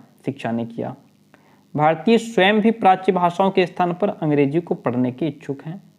अंग्रेजी द्वारा भारत में भी अंग्रेज भारतीयों का निर्माण किया जा सकता है। जो भारतीय हों वो भी अंग्रेज हो जाएं, इसलिए उनको इंग्लिश पढ़ाई जाए। तो इस प्रकार से उपयुक्त तर्कों के आधार पर मैकाले भारतीयों में एक ऐसा वर्ग स्थापित करना चाहता था जो कि सामान्य जनता से कोई सहानुभूति ना रखे और अलग रहे, ताकि समाज में वर्ग संघर्ष जन्म ले और सरकारी कार्य के लिए कुशल क्लर्क का काम कर सके और अंग्रेजी शासन का मजबूती प्रदान करके उसको सहायता प्रदान कर सके। उसका ये मत था कि भारतीयों में अंग्रेजियत फैला करके सबको, मतलब अंग्रेजी पढ़ा करके अंग्रेजियत फैला करके कंपनी को अपने और शासन के स्तर पर व्यापक सफलता प्राप्त होगी। यही कारण है कि अंग्रेजी शिक्षा की प्रगति में मैकाले एक मार्गदर्शक कहलाता है। अंग्रेजी शिक्षा की प्रगति में मैकाले एक मार्गदर्शक कहलाता है। अधोगामी निषेधन सिद्धांत का मतलब ये है कि इसमें यह था कि उच्च वर्ग के लोगों को धनी शिक्षित कर दो, निम्न वर्ग के लोग अपने आप शिक्षित हो जाएंगे। अधोगामी निषेधन सिद्धांत से तात्पर्य था कि शिक्षा का एक ऐसा प्रारूप निर्धारित किया जाए कि वो ऊपर से छन करके नीचे अर्थात सर्वसाधारण तक पहुंच जाए। पहले कुछ उच्च वर्ग विशेष के व्यक्तियों को शिक्षा दी जाएगी, उसके उपरांत समय के साथ साथ निम्न वर्ग की जनता उच्च वर्ग की नकल अथवा अनुकरण करके ही शिक्षित हो जाएगी। कुल मिलाकर बात यह है, इसमें यह कहा गया कि जो उच्च वर्ग के लोग हैं सिर्फ उनको शिक्षित कर दो, निम्न वर्ग के लोग उनकी नकल करके, उनका अनुसरण करके, उनको फॉलो करके अपने आप सीख जाएंगे। शाब्दिक अर्थ में निस्सिंदन या छनाई का मतलब है किसी द्रव का छन छन करके नीचे की ओर आना, किंतु शिक्षा में इसका अर्थ है कि समाज के उच्च वर्ग को शिक्षित कर देने से शिक्षा का प्रकाश स्वाभाविक रूप से सामान्य जनता तक पहुंच जाएगा। ठीक है। इस प्रकार मानव समाज में व्यवहार, विश्वास, संस्कृति, सभ्यता, मूल्य, रीति रिवाज, शिक्षा और अन्य सामाजिक गतिविधियों का उच्च वर्ग से निम्न वर्ग की ओर आना ही शिक्षा में निषेधन सिद्धांत के नाम से जाना जाता है। ठीक है, ये बात क्लियर हुई। अब आगे बढ़ते हैं, बेंटिंग प्रस्ताव को देखेंगे। ठीक है, इसमें जो लिखा है इतना कुछ खास इंपॉर्टेंट नहीं है, आप चाहे तो उसको पढ़ सकते हैं। आगे बात करते हैं बेंटिंग प्रस्ताव की। देखिए, मैकाले द्वारा प्रस्तुत किए गए विवरण पत्र को विलियम बेंटिक ने जिस प्रस्ताव के द्वारा अनुमोदित किया था उसे बेंटिक प्रस्ताव कहा जाता है। बेंटिक ने इस स्वीकृत के माध्यम से भारत में मैकाले मिनट के समस्त प्रावधानों को कानून के रूप में मान्यता प्रदान कर दी थी। बेंटिक ने 7 मार्च 1835 को एक सरकारी विज्ञप्ति के द्वारा भारत की भावी शिक्षा नीति की घोषणा निम्न रूप में की। क्या? शिक्षा के उद्देश्य की प्राप्ति के लिए विशिष्ट रूप से लगाया जाने वाला संपूर्ण धन केवल अंग्रेजी शिक्षा के लिए ही प्रयोग किया जाएगा। सन 1813 और 33 के आज्ञा पत्र, प्राच्य पाश्चात्य विवाद, निस्सिंदन सिद्धांत और मैकाले का विवरण पत्र आपस में क्रमबद्ध रूप से इस प्रकार संबंधित हैं कि इन सभी के द्वारा ही भारत में अंग्रेजी शासन एवं शिक्षा की स्थापना को एक मजबूत श्रृंखला के रूप में दिखाया जा सकता है। किंतु ये श्रृंखला तब तक अपूर्ण ही कही जाएगी जब तक इसकी अंतिम कड़ी के रूप में बेंटिक प्रस्ताव को इसमें जोड़ ना दिया जाए। वस्तुतः ये बेंटिक प्रस्ताव ही था जिसमें इस श्रृंखला की समस्त कड़ियों का सार्थक स्वरूप प्रदान किया गया था। यदि ये सारी घटनाएं या प्रयास गवर्नर जनरल बेंटिक की सहमति या स्वीकृति से वंचित रह जाती तो संभवतः भारत की शिक्षा का स्वरूप आज कुछ और ही होता। और ये मैकाले की कूटनीति का ही कमाल था कि उसने अपनी विशिष्ट कार्यशैली से बेंटिक को मैकाले मिनट को एक्सेप्ट करने को विवश कर दिया। बेंटिक के द्वारा स्वीकृति के रूप में पास किया गया प्रस्ताव ही शैक्षिक इतिहास में बेंटिक प्रस्ताव के नाम से प्रसिद्ध भी हुआ। ठीक है, चलिए आगे बढ़ते हैं। तो इस समस्त घटनाक्रम को निम्न रूप से प्रदर्शित कर सकते हैं। जैसे बेंटिक प्रस्ताव के अनुसार भारत में अंग्रेजी माध्यम की अंग्रेजी शिक्षा प्रणाली का आरंभ हुआ। विद्यालय पाठ्यक्रम में प्राच्य भाषा और साहित्य के स्थान पर पाश्चात्य ज्ञान विज्ञान को प्रथम स्थान प्रदान किया गया। पाश्चात्य विवाद का अंत 1839 की बात करते हैं। देखिए, सरकार ने नई शिक्षा नीति की घोषणा तो कर दी, परंतु ये प्राच्य पाश्चात्य विवाद का अंत न कर सकी, क्योंकि इस विज्ञप्ति के प्रकाशन के 13 दिवस उपरांत ही लॉर्ड बेंटिक 20 मार्च 1835 को वापस इंग्लैंड चला गया। लॉर्ड बेंटिक इंग्लैंड जाते ही प्राच्यवादी दल ने अपना आंदोलन दोबारा आरंभ कर दिया और उसके पश्चात जब लॉर्ड ऑकलैंड भारत के नए गवर्नर जनरल बनकर भारत आया तो उन्होंने प्राच्य पाश्चात्य विवाद को अत्यंत गंभीर रूप में पाया। उन्होंने 4 वर्षों तक इस विवाद का अध्ययन किया। अध्ययन करने के बाद वो इस निष्कर्ष पर पहुंचे कि सरकार के द्वारा प्राच्य शिक्षा पर कम धन खर्च करना इस विवाद का प्रमुख कारण है ना, कि भाई सरकार ने धन कम खर्च किया, आखिर सारा पैसा गया कहाँ, यही इसकी मेन जड़ है।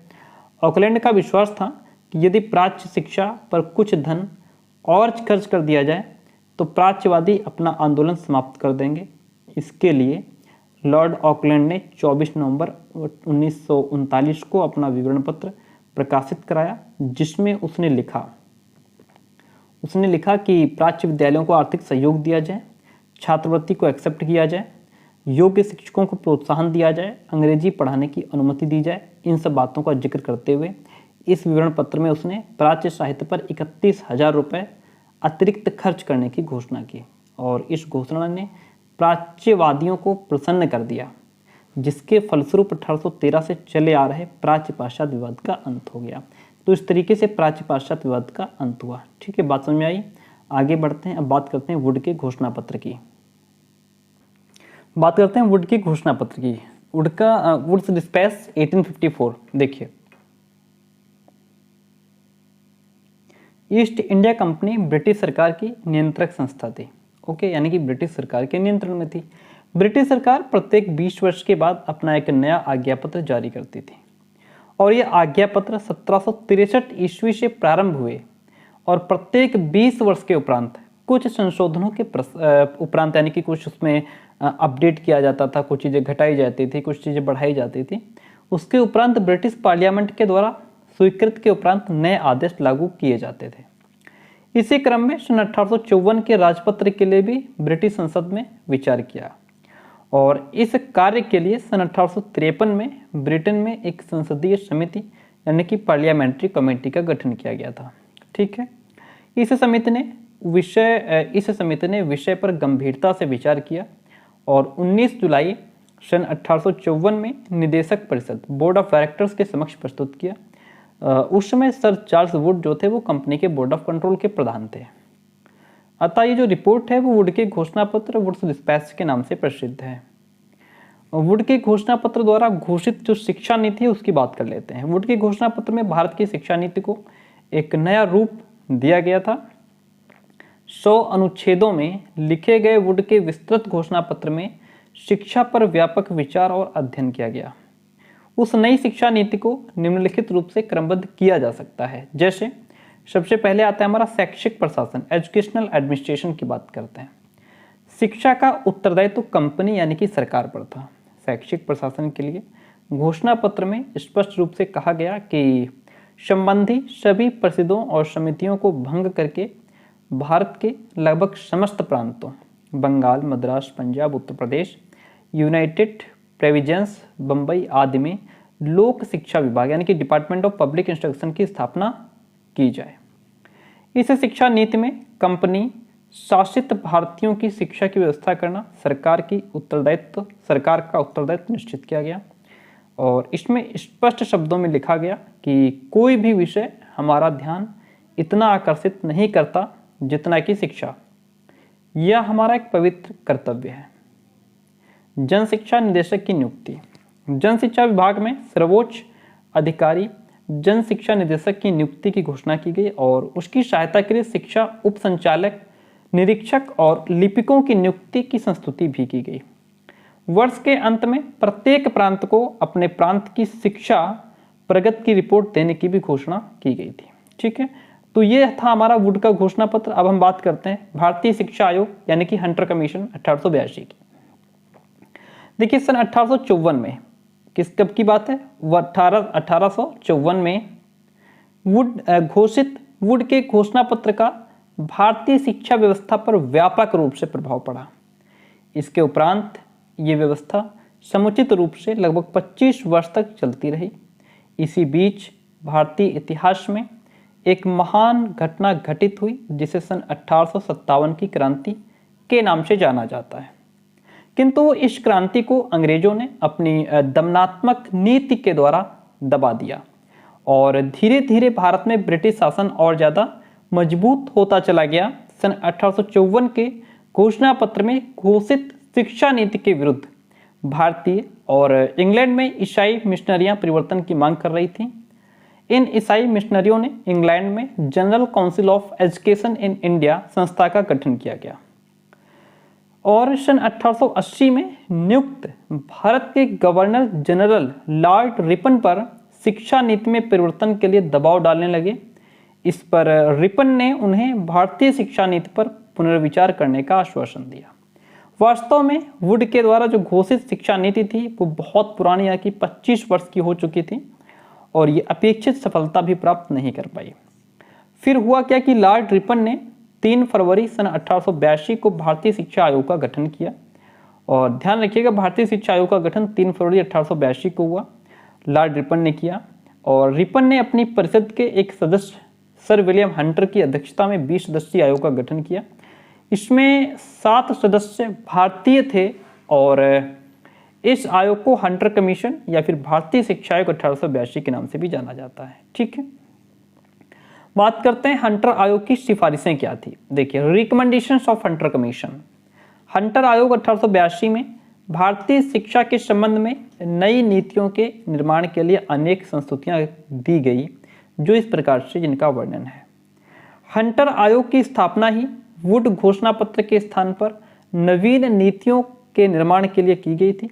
सभी भारतीय और ईसाई मिशनरियां 25 वर्ष पुरानी शिक्षा नीति के स्थान पर परिवर्तित और नवीन शिक्षा नीति की मांग कर रहे थे। हंटर आयोग ने वुड डिस्पैच के प्रावधानों और संपूर्ण कार्य अवधि का गहन अध्ययन किया और इस निष्कर्ष पर पहुंचे कि जो भी संस्तुतियां 25 वर्ष पहले की गई थी वे उचित थी, किंतु घोषणाओं का क्रियान्वयन सही ढंग से नहीं किया गया था। अतः आयोग ने इस नीति में परिवर्तन के लिए कुछ सुझाव भी दिए, जैसे प्राथमिक शिक्षा के व्यापक प्रचार प्रसार के लिए उसके संचालन का कार्यभार नगर पालिकाओं और जिला परिषदों आदि स्थानीय प्रशासनिक संस्थाओं के द्वारा संपन्न होना चाहिए। माध्यमिक और उच्च शिक्षा का उत्तरदायित्व गैर सरकारी संस्थाओं के अधीन होना चाहिए। सहायता अनुदान के नियम सरल, व्यावहारिक और उदार होने चाहिए। सहायता अनुदान के नियम से सभी शैक्षिक व्यक्ति अवगत होने चाहिए और सहायता अनुदान निश्चित समय सीमा में व बिना किसी भेदभाव के वितरित भी होना चाहिए। ये सभी परिवर्तन के लिए कुछ सुझाव दिए गए थे। ठीक है, प्राथमिक शिक्षा को लेकर के हंटर कमीशन ने अपनी क्या संस्तुतियां दी, क्या रिकमेंडेशंस थी उसकी, इसकी बात कर लेते हैं। हंटर कमीशन ने प्राथमिक शिक्षा की तत्कालीन स्थिति यानी कि जो उस समय उसकी कंडीशन थी उसका अध्ययन करके इससे संबंधित सभी विषयों पर एक व्यापक सुझाव दिया।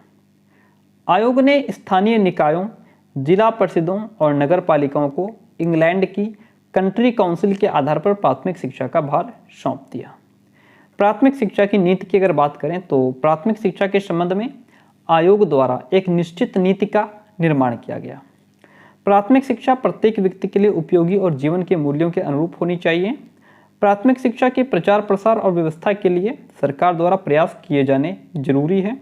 शिक्षा को केवल पढ़ाई के रूप में न लेकर के सामान्य शिक्षा के रूप में लिया जाए ताकि बालक के मन पर दबाव न पड़े।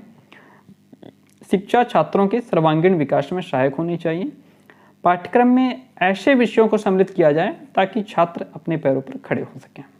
प्राथमिक शिक्षा का माध्यम देशी भाषा यानी कि प्रांतीय भाषाएं होनी चाहिए।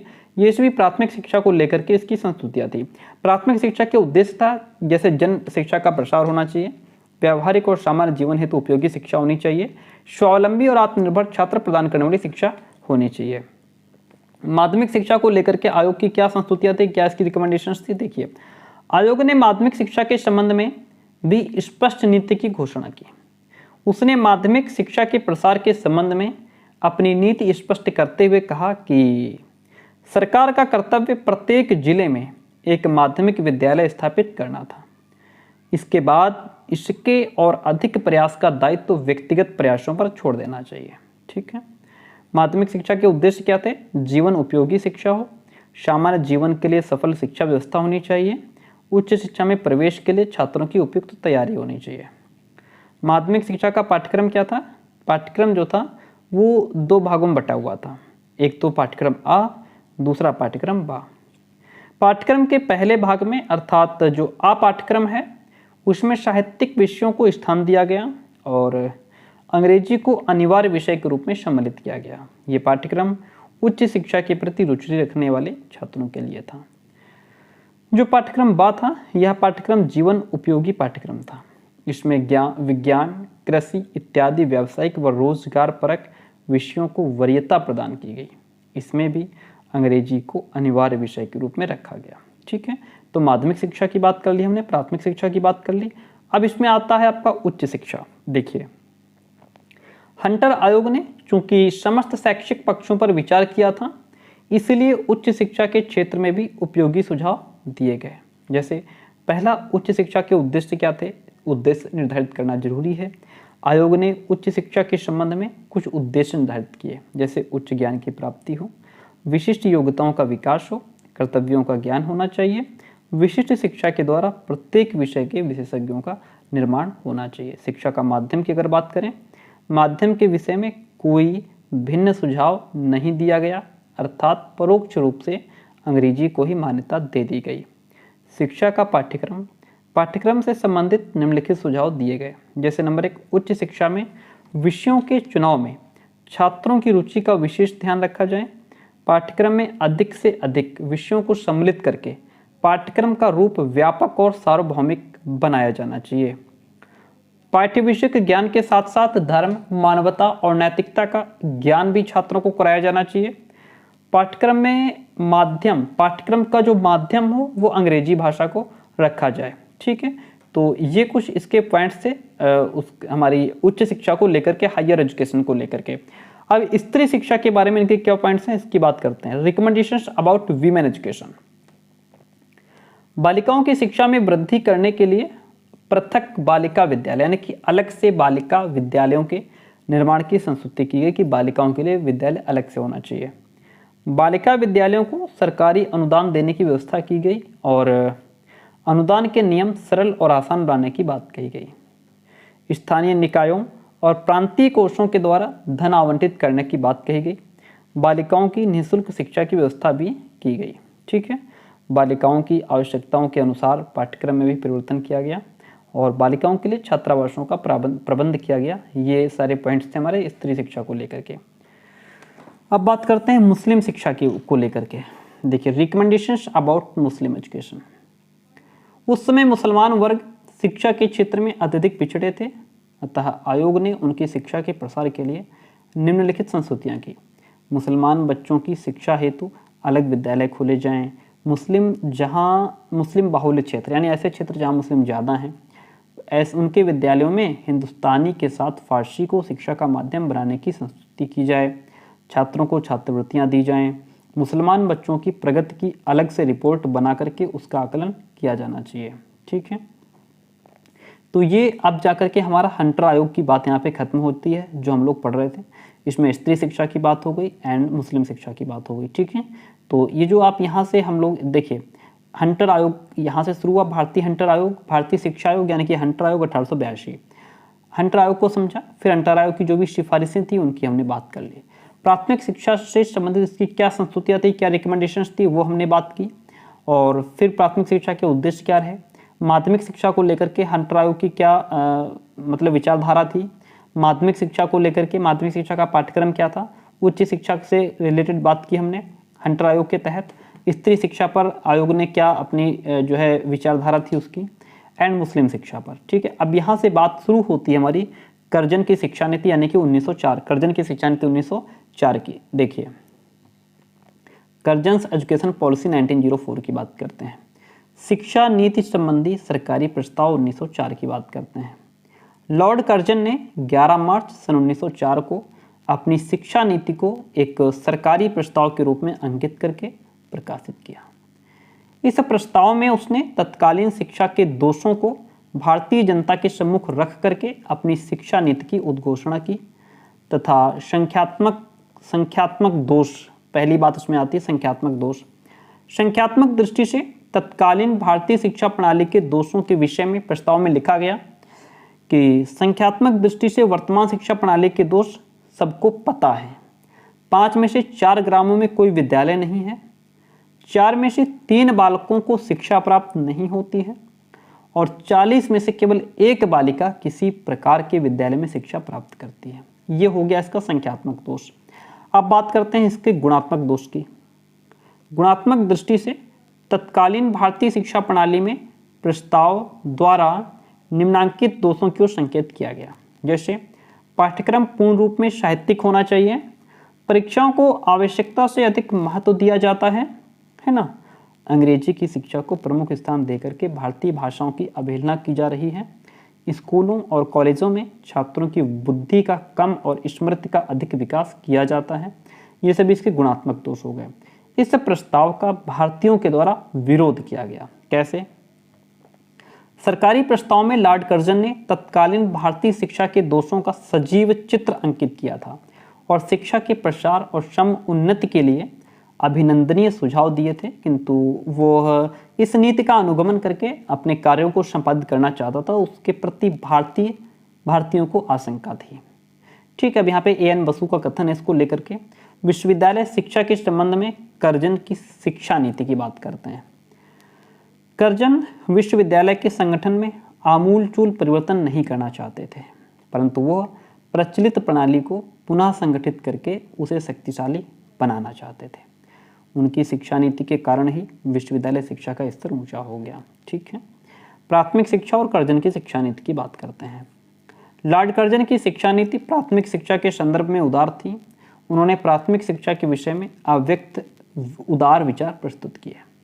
उन्होंने शिमला सम्मेलन में भाषण देते हुए कहा था कि प्राथमिक शिक्षा से मेरा तात्पर्य जनसाधारण को मातृभाषा की शिक्षा देना है। उन व्यक्तियों में से एक है जो यह समझते हैं कि सरकार ने इस दिशा में अपने कर्तव्यों का पालन नहीं किया। प्राथमिक शिक्षा और कर्जन के सुझाव क्या थे, देखिएगा। प्राथमिक शिक्षा के प्रति कम ध्यान दिया गया है और उसके प्रसार के लिए अपर्याप्त प्रयास किए गए हैं। उसका प्रसार करना सरकार का मुख्य कर्तव्य होना चाहिए। प्राथमिक शिक्षा के पाठ्यक्रम में अंग्रेजी को स्थान नहीं दिया जाना चाहिए। प्राथमिक शिक्षा के पाठ्यक्रम में भारतीय भाषाओं को प्रमुख स्थान होना चाहिए। पाठ्यक्रम में पढ़ने व लिखने के साथ साथ कृषि को भी शामिल किया जाना चाहिए। अध्यापकों के प्रशिक्षण की समुचित व्यवस्था की जाए, इसके लिए प्रशिक्षण विद्यालयों का निर्माण भी किया जाना चाहिए। माध्यमिक शिक्षा को लेकर के कर्जन की शिक्षा नीति का क्या विचार है, देखिएगा। कर्जन ने माध्यमिक शिक्षा के विषय में नई नीति अपनाई। इसमें संख्यात्मक वृद्धि के स्थान पर गुणात्मक वृद्धि की और तटस्थता के स्थान पर नियंत्रण की बात कही गई।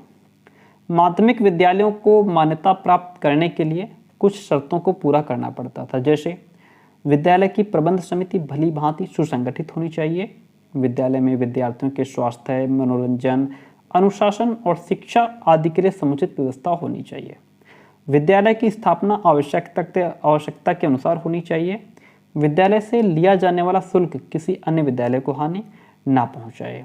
ओके। और विद्यालय की प्रबंध समिति की आर्थिक दशा ठीक होनी चाहिए। विद्यालयों में रखे जाने वाले अध्यापक चरित्रवान और अपने कार्य के प्रति रुचि रखने वाले होने चाहिए। लॉर्ड कर्जन के ये जो हम समझ रहे थे, ये माध्यमिक शिक्षा को लेकर के कर्जन की क्या शिक्षा नीति थी उसकी बात हमने की। अब लॉर्ड कर्जन के अन्य शैक्षिक जो कार्य हैं उनकी बात करते हैं। लॉर्ड कर्जन ने भारत में लगभग 7 वर्ष तक शिक्षा से संबंधित काम किया। ठीक है, जैसे केंद्रीय शिक्षा विभाग की स्थापना की, है ना, और कृषि शिक्षा में सुधार किया, पुरातत्व विभाग की स्थापना की उन्होंने, कला की शिक्षा पर जोर दिया, छात्रवृत्तियों की व्यवस्था की। अब हम बात करते हैं सैडलर कमीशन 1917 की। किसकी बात करते हैं? सैडलर कमीशन 1917 की। ब्रिटिश भारत में समय समय पर विभिन्न नियमों, अधिनियमों और आयोगों के द्वारा प्राथमिक स्तर से लेकर के उच्च स्तर तक विभिन्न सुझाव प्रेषित किए गए और इनके माध्यम से नवीन व्यवस्था लागू करने का प्रयास भी किया गया। सन 1882 में लॉर्ड रिपन ने भारतीय शिक्षा आयोग का गठन किया। कब? 1882 में।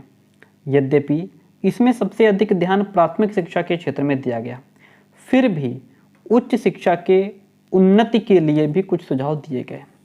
उसके उपरांत लॉर्ड कर्जन ने सन 1902 में भारतीय विश्वविद्यालय आयोग का गठन किया और उन सिफारिशों के आधार पर भारतीय विश्वविद्यालय अधिनियम 1904 भी पारित किया गया। इस आयोग द्वारा वास्तविक रूप में कुछ सुधार जो है नजर आते हैं, जैसे कि भारतीय विश्वविद्यालयों के प्रशासनिक ढांचे का पुनर्गठन हुआ, शिक्षण कार्य आरंभ हुआ, ये सब ठीक है।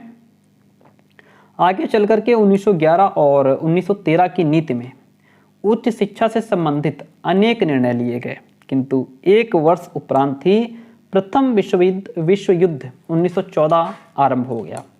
समस्त शैक्षिक निर्णय केवल कागज के टुकड़े बन करके रह गए, किंतु युद्ध समाप्त होने के उपरांत पुनः सरकार ने इसकी तरफ ध्यान दिया। उच्च शिक्षा के क्षेत्र में सुधार के लिए विचार विमर्श हो ही रहा था कि सन 1916 में बंगाल प्रांत के शिक्षा संचालक सर आशुतोष मुखर्जी ने सरकार को कलकत्ता विश्वविद्यालय की समस्याओं से अवगत कराया। ओके। उस समय कलकत्ता विश्वविद्यालयों में छात्रों की संख्या बहुत अधिक हो गई थी और अन्य समस्याएं जैसे कुछ विषयों में स्नातकोत्तर कक्षाएं आरंभ करना, अनुशासन और संबद्ध महाविद्यालयों से संबंधित समस्याएं इत्यादि सामने आ रही थी। अतः उपकुलपति और शिक्षा संचालक सर आशुतोष मुखर्जी ने इन सभी कठिनाइयों को सरकार के समक्ष रखा। फलस्वरूप तत्कालीन शासन के द्वारा 14 सितंबर 1917 को लीड्स विश्वविद्यालय के कुलपति डॉक्टर माइकल सैडलर की अध्यक्षता में कलकत्ता विश्वविद्यालय आयोग की नियुक्ति की गई। इस आयोग के अध्यक्ष सैडलर थे, अतः इसे सैडलर कमीशन 1917 के नाम से भी जाना जाता है। इस आयोग की क्या सिफारिशें थीं? सैडलर आयोग की नियुक्ति के पहले ही भारत में 1913 की नीति के अनुरूप माध्यमिक स्तर की इंटरमीडिएट कक्षाओं को विश्वविद्यालय प्रशासन के साथ ही संलग्न करके संचालित किया जा रहा था, किंतु कलकत्ता विश्वविद्यालय आयोग ने यह अनुभव किया कि इंटरमीडिएट कक्षाओं को विश्वविद्यालयों से अलग कर देना चाहिए। ओके। अतः आयोग ने सबसे पहले माध्यमिक शिक्षा में सुधार करना पहली आवश्यकता बताया और इस संबंध में सुधार के लिए सुझाव दिए। आयोग ने मुसलमानों और स्त्री शिक्षा के संबंध में भी अपने सुझाव दिए। आयोग द्वारा दिए गए कुछ सुझाव इस प्रकार हैं, जैसे माध्यमिक शिक्षा के लिए आयोग के क्या सुझाव हैं? विश्वविद्यालय में प्रवेश केवल इंटरमीडिएट परीक्षा उत्तीर्ण करने के उपरांत ही मिले, न कि मैट्रिक के बाद। प्रत्येक प्रांत में माध्यमिक शिक्षा बोर्ड की स्थापना की जानी चाहिए। इंटरमीडिएट और विश्वविद्यालय कक्षाओं का संचालन अलग अलग होना चाहिए। स्नातक पाठ्यक्रम 3 वर्ष का होना चाहिए। माध्यमिक विद्यालयों में शिक्षकों के वेतन में वृद्धि की जानी चाहिए और माध्यमिक शिक्षा में गुणात्मक उन्नति भी की जानी चाहिए। उच्च शिक्षा के लिए आयोग के क्या सुझाव थे? विश्वविद्यालयों को स्वायत्तता प्रदान की जाए और सरकारी नियंत्रण कम और लचीला हो। विश्वविद्यालयों को माध्यमिक शिक्षा के उत्तरदायित्व से मुक्त किया जाना चाहिए। विश्वविद्यालयों का कार्यक्षेत्र सीमित किया जाए, यद्यपि गुणात्मक विकास हो। विश्वविद्यालयों में एक शैक्षिक परिषद होना चाहिए। विश्वविद्यालय के प्रशासनिक नियम सरल और स्पष्ट होने चाहिए। विश्वविद्यालयों के आंतरिक प्रशासन के लिए सीनेट के स्थान पर कोर्ट और सिंडिकेट के स्थान पर कार्यकारिणी परिषद का गठन किया जाए। ये सभी जो है सुझाव दिए गए उच्च शिक्षा को लेकर के आयोग के। कलकत्ता विश्वविद्यालय के संबंध में क्या सुझाव दिए गए? विश्वविद्यालय के विकास के लिए आयोग ने गहन अध्ययन के उपरांत सुझाव दिया। जैसे कलकत्ता विश्वविद्यालय के संबंध में सुझाव ये था कि ढाका यानी कि जो वर्तमान बांग्लादेश है उसमें शीघ्र ही आवासीय शिक्षण विश्वविद्यालय की स्थापना की जाए, जिससे कलकत्ता विश्वविद्यालय में छात्रों की संख्या पर कुछ कंट्रोल हो सके। यानी कि उस समय ढाका भारत के बंगाल प्रांत का ही एक भाग हुआ करता था।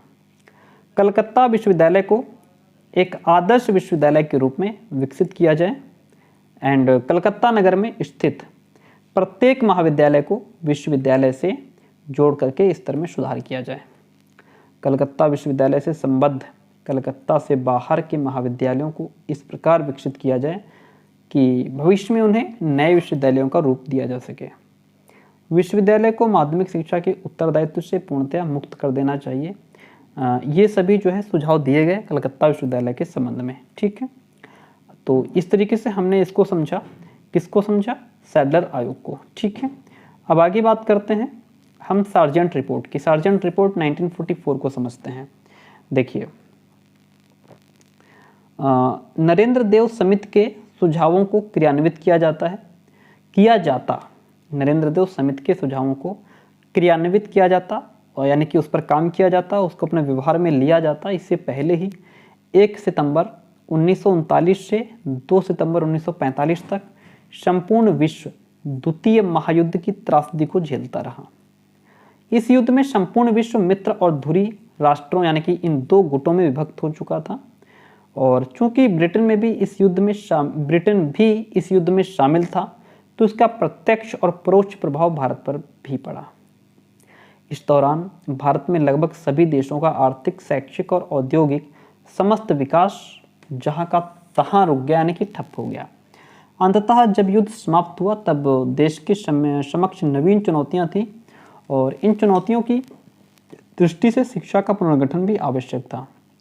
तो गवर्नर जनरल की प्रबंधकारिणी समिति, गवर्नर जनरल एग्जीक्यूटिव काउंसिल को पुनर्निर्माण समिति यानी कि रिकंस्ट्रक्शन कमेटी की केंद्रीय शिक्षा सलाहकार बोर्ड सीएब ने को ये आदेशित किया गया कि वो युद्धोत्तर भारत के लिए ऐसी शिक्षा योजना तैयार करे जिससे भारत में ऐसी शिक्षा का विकास किया जा सके जैसी ब्रिटेन में है, और जिसके द्वारा भारत को ब्रिटेन की तरह सभ्य और विकसित भी किया जा सके। ठीक है, केंद्रीय शिक्षा सलाहकार बोर्ड के अध्यक्ष सर जॉन सार्जेंट ने शिक्षा से संबंधित जो रिपोर्ट प्रस्तुत की उसे सार्जेंट योजना यानी कि 1944 और युद्धोत्तर शिक्षा विकास योजना के नाम से जाना जाता है।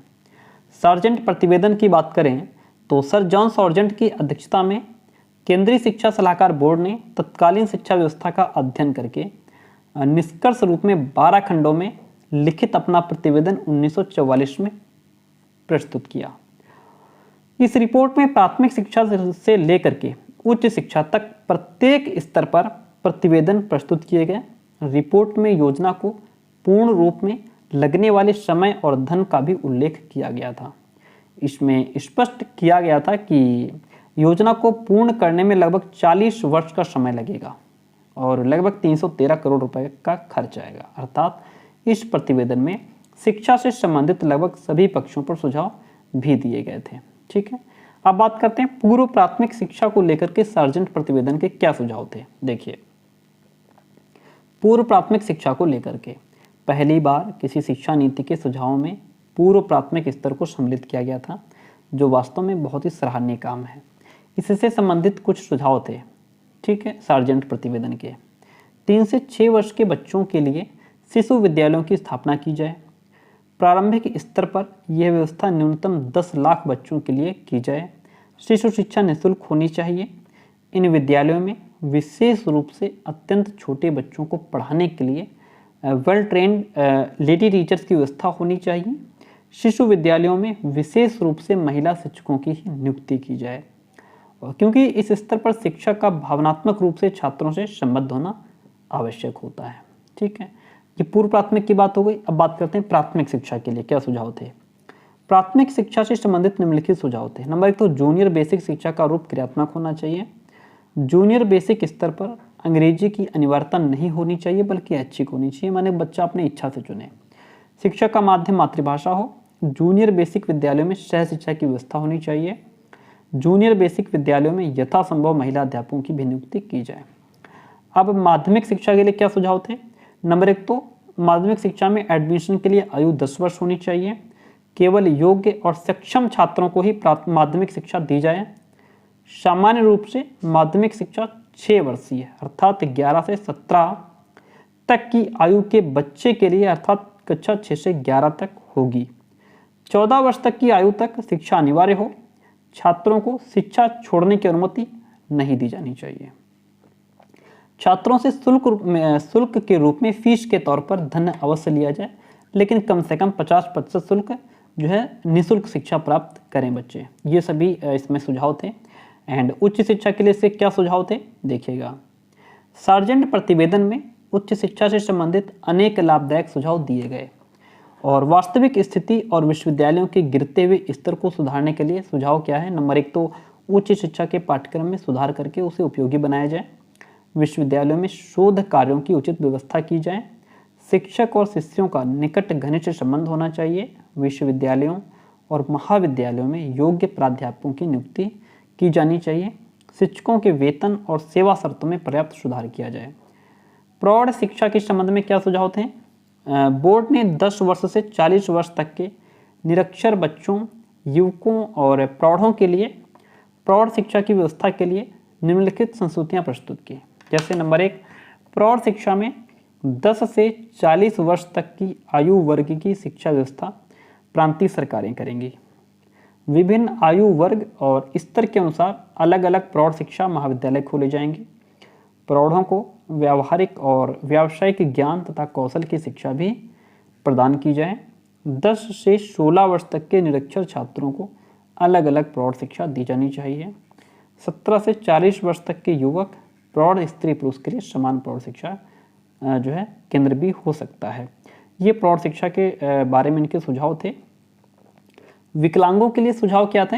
मंदबुद्धि और विकलांग बच्चों के लिए भी बोर्ड ने सुझाव दिया। जैसे मंदबुद्धि, गूंगे, बहरे और अपंग बच्चों के लिए पर अलग से विद्यालयों की व्यवस्था होनी चाहिए। इन विद्यालयों में विशेष रूप से वेल ट्रेन टीचर्स की नियुक्ति की जाए और बच्चों को इस प्रकार शिक्षा दी जाए कि भविष्य में वो आत्मनिर्भर बन सकें और अपनी जीविका चला सकें। ठीक है, अब हम बात करते हैं यहाँ से हर्टाग समिति की। ठीक है, हर्टाग समिति को समझेंगे और फिर उसके बाद आगे बढ़ेंगे। फिर वृद्धा शिक्षा योजना 1937 आएगी। देखिए हर्टाग समिति क्या है। हर्टाग कमेटी को समझते हैं। 1929 की बात करते हैं। देखिए सन 1919 के भारत सरकार अधिनियम में भारतीयों का प्रशासन के विभिन्न भागों में साहचर्य पढ़ाने और धीरे धीरे स्वायत्त शासन प्रदान करने का प्रावधान था। इस समय तक केंद्र का सभी विषयों पर अधिकार था और वह सभी विषयों में आज्ञा दे सकता था अथवा कानून बना सकता था, किंतु इस अधिनियम के द्वारा विषयों को केंद्र व प्रांतों में बांट दिया गया। यही प्रणाली द्वैध शासन प्रणाली कहलाती है और ये प्रणाली अप्रैल 1921 से 1 अप्रैल 1937 तक चलती रही। ठीक है, साइमन कमीशन ने भारत में शिक्षा संबंधी समस्याओं का अध्ययन करने के लिए सर फिलिप हर्टॉग की अध्यक्षता में एक सहायक समिति का गठन किया। समिति के अध्यक्ष के नाम पर शिक्षा जगत में इसे हर्टॉग समिति के नाम से जाना जाता है। बात करें समिति की रिपोर्ट की। सर फिलिप हर्टॉग कलकत्ता विश्वविद्यालय आयोग के सदस्य रह चुके थे और ढाका विश्वविद्यालय के कुलपति के रूप में कार्य कर चुके थे। इस समिति ने 1917 से 1921 तक भारतीय शिक्षा के सभी स्तरों का गहन अध्ययन करके उनमें सुधार के लिए सुझाव दिए और फिर 11 सितंबर 1939 को अपनी रिपोर्ट साइमन कमीशन के समक्ष उन्होंने प्रेषित कर दी। हर्टॉग समिति के सुझाव और सिफारिशें क्या थी? समिति ने अपने सुझाव 3 स्तरों की शिक्षा के संबंध में दिए: प्राथमिक, माध्यमिक और उच्च शिक्षा। प्राथमिक शिक्षा संबंधी इनके क्या सिफारिशें थी? समिति ने यह अनुभव किया कि प्राथमिक शिक्षा का विस्तार तो हो रहा है परंतु यह संतोषपूर्ण नहीं है। इसके 2 मुख्य कारण हैं, एक तो अवयव, दूसरा अपव्यय, दूसरा अवरोधन। समिति ने इन समस्याओं के कारणों का पता लगाया और इनके निवारण के लिए अपने सुझाव दिए कि आखिर जो समस्याएं हैं उनके पीछे कारण क्या है और उनका निवारण कैसे हो सकता है। प्राथमिक शिक्षा में अपव्यय क्या है और अवरोधन क्या है, समझते हैं। हर्टाग समिति ने प्राथमिक शिक्षा में अपव्यय और अवरोधन को निम्न प्रकार परिभाषित किया। अपव्यय से हमारा तात्पर्य प्राथमिक शिक्षा पूर्ण होने से पहले बालकों को विद्यालय की किसी भी कक्षा से हटा लेने से है।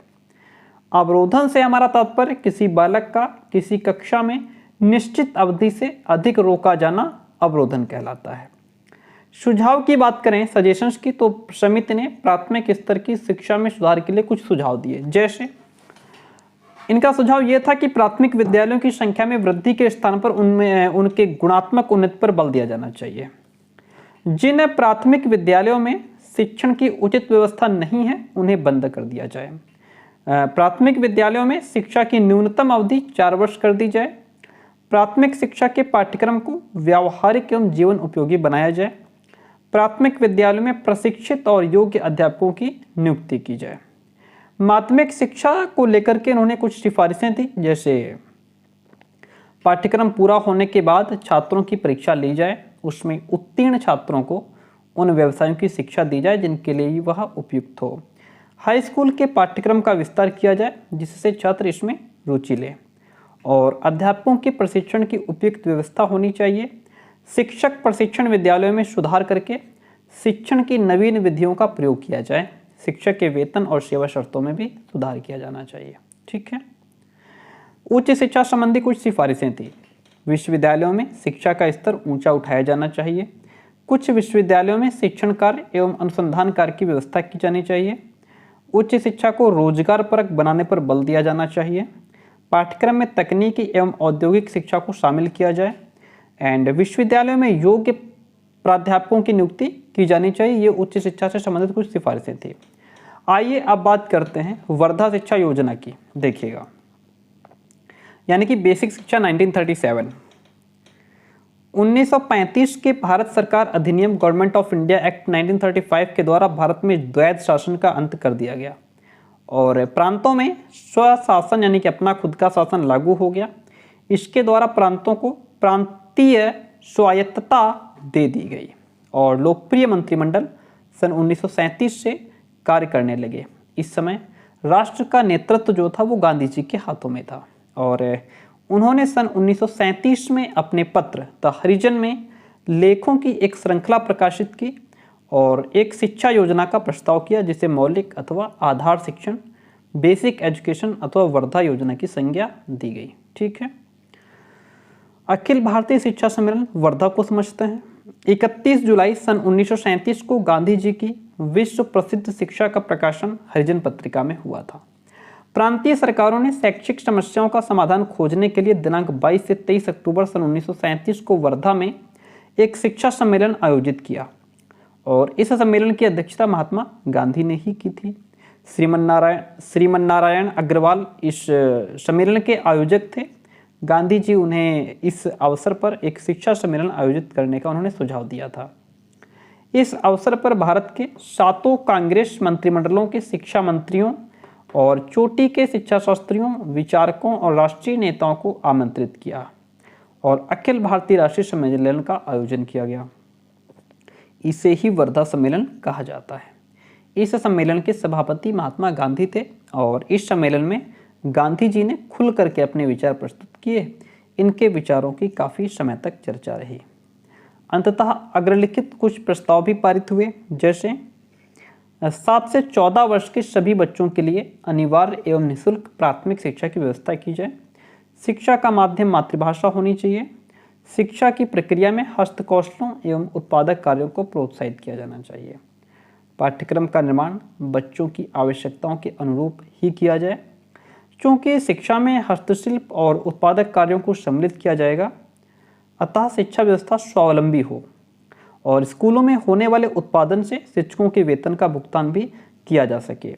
तो इस प्रकार से ये जो प्रस्ताव था गांधी जी की बुनियादी शिक्षा के आधार स्तंभ थे। आगे चल करके सन 1939 में हिंदुस्तानी तालीम संघ यानी कि ऑल इंडिया नेशनल एजुकेशन ने बुनियादी शिक्षा को नई तालीम के नाम से संबोधित किया। गांधी जी के अनुसार उस समय वास्तव में भारत देश शैक्षिक दृष्टि से अत्यंत पिछड़ा हुआ था और आर्थिक स्थिति भी बहुत कमज़ोर थी। तो गांधी जी ने शिक्षा के संबंध में विचार प्रस्तुत किया। क्या विचार था? विचार यह था कि शिक्षा से मेरा अभिप्राय उस प्रक्रिया से है जो बालक और मानव के सर्वोत्कृष्ट शारीरिक, मानसिक, संवेग, भावनात्मक गुणों को बाहर ला सके। ये स्टेटमेंट गांधी जी ने दिया था। अब बुनियादी शिक्षा की अवधारणा क्या है, इसका कॉन्सेप्ट क्या है, इसको समझते हैं। देखिएगा, वर्धा शिक्षा योजना, बेसिक शिक्षा, बुनियादी तालीम और बुनियादी शिक्षा, इन विभिन्न नामों से पहचाने जाने वाली गांधी जी की शिक्षा व्यवस्था वास्तव में भारतीय सभ्यता और संस्कृति के आधार अथवा बुनियाद से जुड़ी हुई है। गांधी जी को राष्ट्रपिता यानी कि फादर ऑफ द नेशन कहा जाता है क्योंकि उन्होंने वास्तव में भारतीय जनता की समस्याओं और परिस्थितियों को गहराई से अध्ययन किया और इन्हीं कारणों से उन्होंने अपनी शिक्षा व्यवस्था का मूलभूत सिद्धांत हस्त उत्पादक कार्य भी रखा था। ठीक है, यह शिक्षा व्यवस्था मनोवैज्ञानिक सिद्धांतों पर आधारित है क्योंकि इसमें छात्रों की रुचियों, योग्यताओं और क्षमताओं को भी महत्व दिया गया। जो बुनियादी शिक्षा, इसके पीछे कुछ उद्देश्य थे। जैसे बेसिक शिक्षा का अर्थ क्या है? बच्चों को आधारभूत ज्ञान और कौशल प्रदान करना, उन्हें सामान्य जीवन के लिए तैयार करना। अब इसमें बेसिक शिक्षा का उद्देश्य यह था कि शारीरिक और मानसिक विकास हो सके बच्चे का, क्योंकि गांधी जी इस बात से अवगत थे कि मनुष्य एक मनोशारीरिक प्राणी है। इसलिए उन्होंने सबसे पहले उसके शारीरिक और मानसिक विकास पर बल दिया और तदनुकूल शिक्षा की पाठचर्या का निर्माण करने पर भी बल दिया। ठीक है, सर्वोदय समाज की स्थापना हो। मनुष्य एक सामाजिक प्राणी है, अतः शिक्षा द्वारा मनुष्य का सामाजिक विकास होना चाहिए। परंतु गांधी जी का सामाजिक विकास से एक विशिष्ट अर्थ था। वे एक ऐसे समाज का निर्माण करना चाहते थे जिसमें कोई किसी का शोषण नहीं करेगा, सब एक दूसरे से प्रेम करेंगे, सब एक दूसरे का सहयोग करेंगे, सब एक दूसरे की उन्नति में सहायक बनेंगे, सबका उदय होगा। सांस्कृतिक विकास होना चाहिए। उस काल में उच्च वर्ग के भारतीय पाश्चात्य संस्कृति के प्रशंसक होते जा रहे थे। तब गांधी जी ने बड़े बलपूर्वक लिखा था कि यदि किसी स्थिति में पहुंचकर कोई पीढ़ी अपने पूर्वजों के प्रयासों से पूर्णतः अनभिज्ञ हो जाती है या उसे अपनी संस्कृति पर लज्जा आने लगती है तो वो नष्ट हो जाती है। इसलिए उन्होंने अपनी भारतीय संस्कृति की रक्षा के लिए बेसिक शिक्षा का विधान किया था। नैतिक एवं चारित्रिक विकास की अगर बात करें तो गांधी जी चरित्र बल के महत्व को जानते थे। उनके साथियों ने ही शिक्षा के द्वारा बच्चों के चरित्र निर्माण पर बल दिया। यह बेसिक शिक्षा का एक प्रमुख उद्देश्य था, आध्यात्मिक विकास करना। गांधी जी अपने शब्दों में, शिक्षा से मेरा तात्पर्य बालक और मनुष्य के शरीर, मन और आत्मा के सर्वांगीण और सर्वोत्कृष्ट विकास से है। तब स्पष्ट है कि गांधी जी शिक्षा के द्वारा मनुष्य का आध्यात्मिक विकास भी करना चाहते थे। वे सर्वधर्म समभाव के द्वारा इसकी प्राप्ति पर बल देते कि सभी धर्म एक समान हैं। बुनियादी शिक्षा के पीछे कुछ सिद्धांत हैं। सिद्धांत ये था कि शिक्षा को अनिवार्य और निःशुल्क बनाने का सिद्धांत है। ठीक है, और दूसरी बात ये थी, यानी कि शिक्षा सभी के लिए अनिवार्य होनी चाहिए और निःशुल्क होनी चाहिए। शिक्षा को आत्मनिर्भर और सेल्फ सपोर्टिंग बनाने का सिद्धांत था और उन्होंने स्कूलों में हस्तशिल्पों की शिक्षा अनिवार्य करने पर बल दिया। उनका अनुमान था कि बच्चों के द्वारा उत्पादित वस्तुओं से स्कूलों का खर्च निकल पाएगा। सत्य, अहिंसा और सर्वोदय का सिद्धांत। गांधी जी सत्य और अहिंसा के पुजारी थे।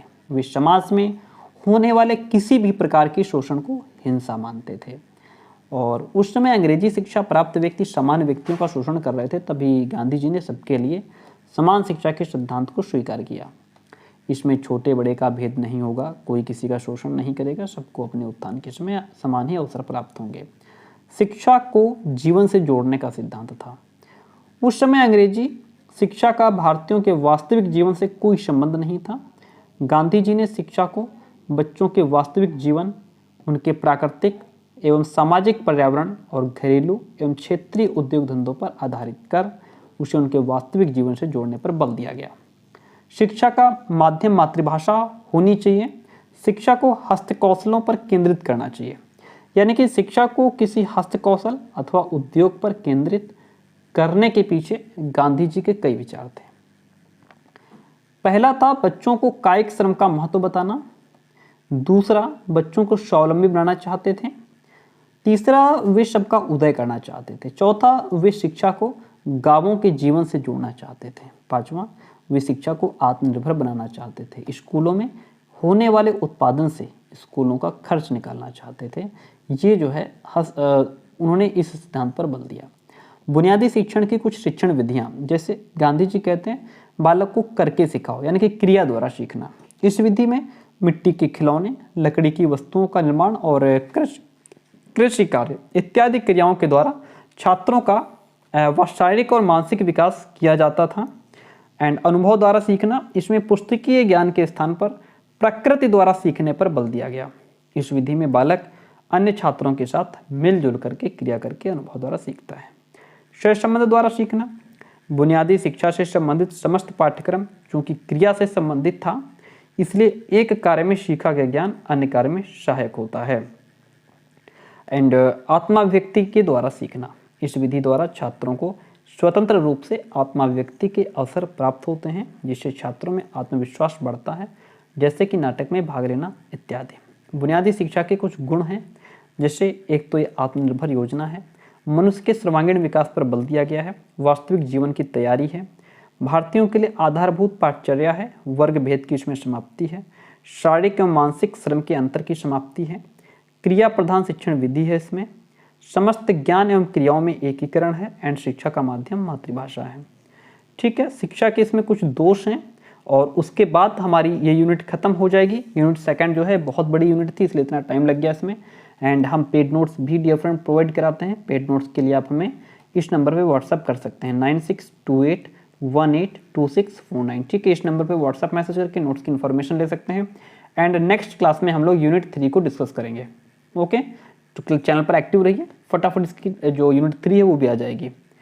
इसके दोष ये थे कि इसमें योजना अपूर्ण थी, उच्च शिक्षा से संबंध का अभाव था, नगरीय क्षेत्रों के लिए अनुपयुक्त था, हस्तकौशलों पर ज़्यादा से ज़्यादा बल दिया जा रहा था, कच्चे माल की बर्बादी हो रही थी, समय और शक्ति का भी अपव्यय था, शिक्षण विधि अस्वाभाविक थी, श्रृंखलाबद्ध शिक्षण असंभव था, धार्मिक शिक्षा का भी अभाव था। ये बेसिक शिक्षा के दोष थे। तो डिफरेंट क्लास कैसे कमेंट करके जरूर बताइएगा। एंड मिलते हैं बहुत जल्दी नेक्स्ट क्लास में, जिसमें हम लोग यूनिट 3 को कंप्लीट करेंगे।